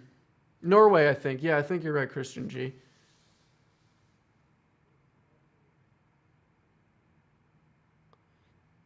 Perfectionism, Tiffany Carvalho. I mean, I think I'm a perfectionist also, but you just got to see the painting to the end. And, I mean, perfection is impossible. So you just got to do your best. And it's always, you got to have in your mind on to the next one. What am I going to do after? What did I learn from this? And what am I going to incorporate to the next one to level up XP? Matt Bell, you better believe I'm still streaming, baby. I'm about to end, though, to be honest, at 5 o'clock. What's up from Brazil? Hopefully these are super entertaining. I mean, not entertaining at all. Hopefully they're like somewhat educational or that you learn something. Because again, we were talking about before the importance of seeing real-time painters. You know, I did go to an atelier for 8 months where I really learned a lot about oil painting, and I sat and painted right next to really amazing, talented painters. But also I've been to a couple painting demos where a master painter will just paint for 4 hours like I did. You sit right behind them and just watch them paint. You watch how they hold the paintbrush. You watch how they load their paintbrush. You watch how they mix paint, what they do on the canvas. And that really helps real time. So I think, you know, all the videos at all, Cesar Santos, Andrew Tischler, all those guys make amazing videos and they do real time brushstrokes. But to have this like real time chunk, I think is important. And so hopefully people enjoyed that. Oy! Or maybe learned something from that regards, but I think that's important. I don't know. It definitely helped me. My time zone is Eastern Standard. I'm in Connecticut.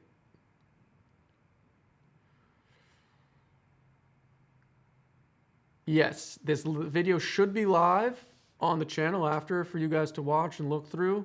It might take a little time to load because it's 4 hours. And yes, so I'm moving studios this Tuesday.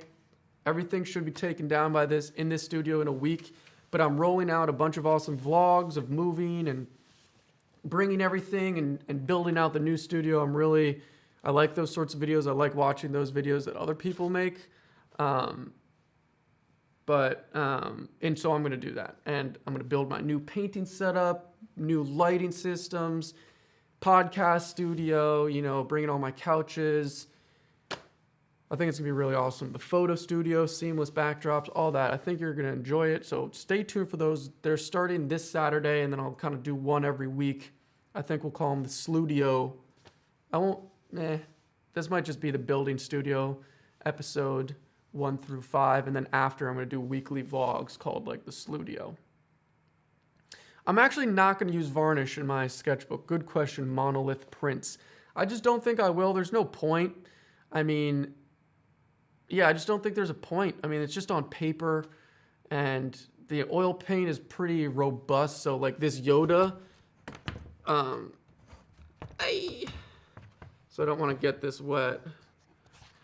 But, you know, this Yoda, it's dry. It's been dry for a while. It's quite robust. So look at, I got Yoda and Sluis. But I don't think I'm gonna use varnish. I don't know. I don't know if like other people do that. Thanks, Fern.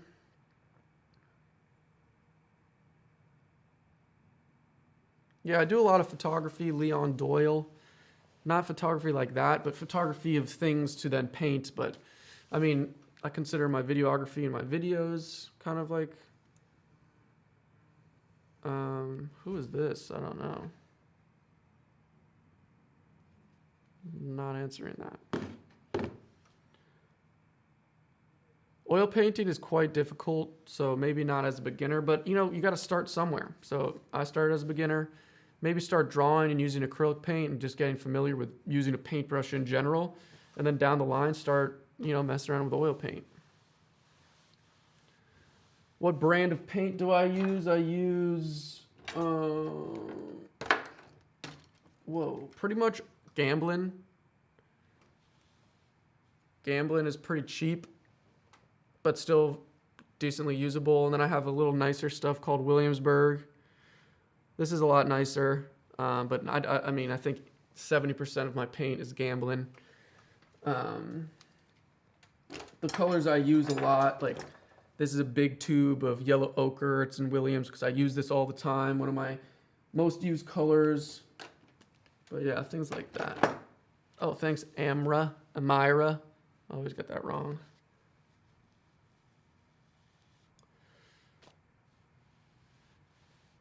This sketchbook paper is like 300 gram, just multimedia paper. And I gessoed this page twice before I started painting. So it's just big, thick multimedia paper. What's up from New Zealand? What's up? Thanks, Sarah. Yeah, see you next week, Sarah. Sarah's a patron. So yeah, big deal. Patreon, everyone. I do this every week. I know this is the last stream in the studio. That's why I wanted to do it public. But check out Patreon. We go live every week. The lives are only going to get more amazing in the new studio. Also, when you join the Patreon, which is only $5 a month, I think worth it for 4 live streams a month, plus Discord, communicating with me, talking to everyone else on the Discord about art, critiquing, also giving you like behind the scenes of other project ideas or photo shoots or anything. So check out the Patreon. Hopefully it's working. Some people have been commenting on my videos that my Patreon link hasn't been working, which is kind of weird. Oh, thanks, Tiny Milk Jug. That name is so funny. For joining the Patreon. Hell yeah, hopefully you'll enjoy it. And that's pretty much it, y'all. What's the difference between retouch varnish and other types of varnish? Ooh, I don't really know. I know that retouch varnish, I mean, I think it's self-explanatory, retouching. And then there's varnish to seal and bring the uniform finish back in paintings. So... Oh, Thubin, thank you, man. The end of an era. I'm happy to have seen you grow and change in the studio. Yeah, I know some of people have been watching me for like 3+ years, and I recognize all your names, and that's really nice. Nothing but love. So that's it. Check out the Patreon. Get excited for this Saturday or Sunday. I can't guarantee. I'm going to be uploading the first episode of Moving Studio, and I'm going to do a tour of the new studio. Then the next studio, or the next video, will be kind of moving everything in. I don't know. My brain is kind of mashed potatoes right now because I've been talking and streaming for 4 hours, but nothing but love. Check out the Patreon. Turn on notifications to see when I upload the next video first. And how about to sign off? Let's do the frog. Everyone hit me with the frog. Someone just asked, where does my nickname come from? My name is Sam Lewis. SLEW.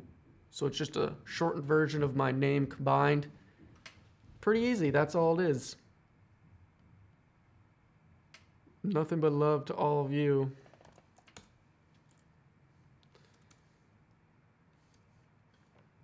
Frogs are coming in. Thanks for sticking around, everybody.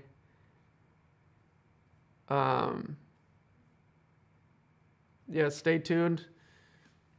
Self-portrait. Not too shabby. Pretty happy with it. All right, ending the stream. See ya.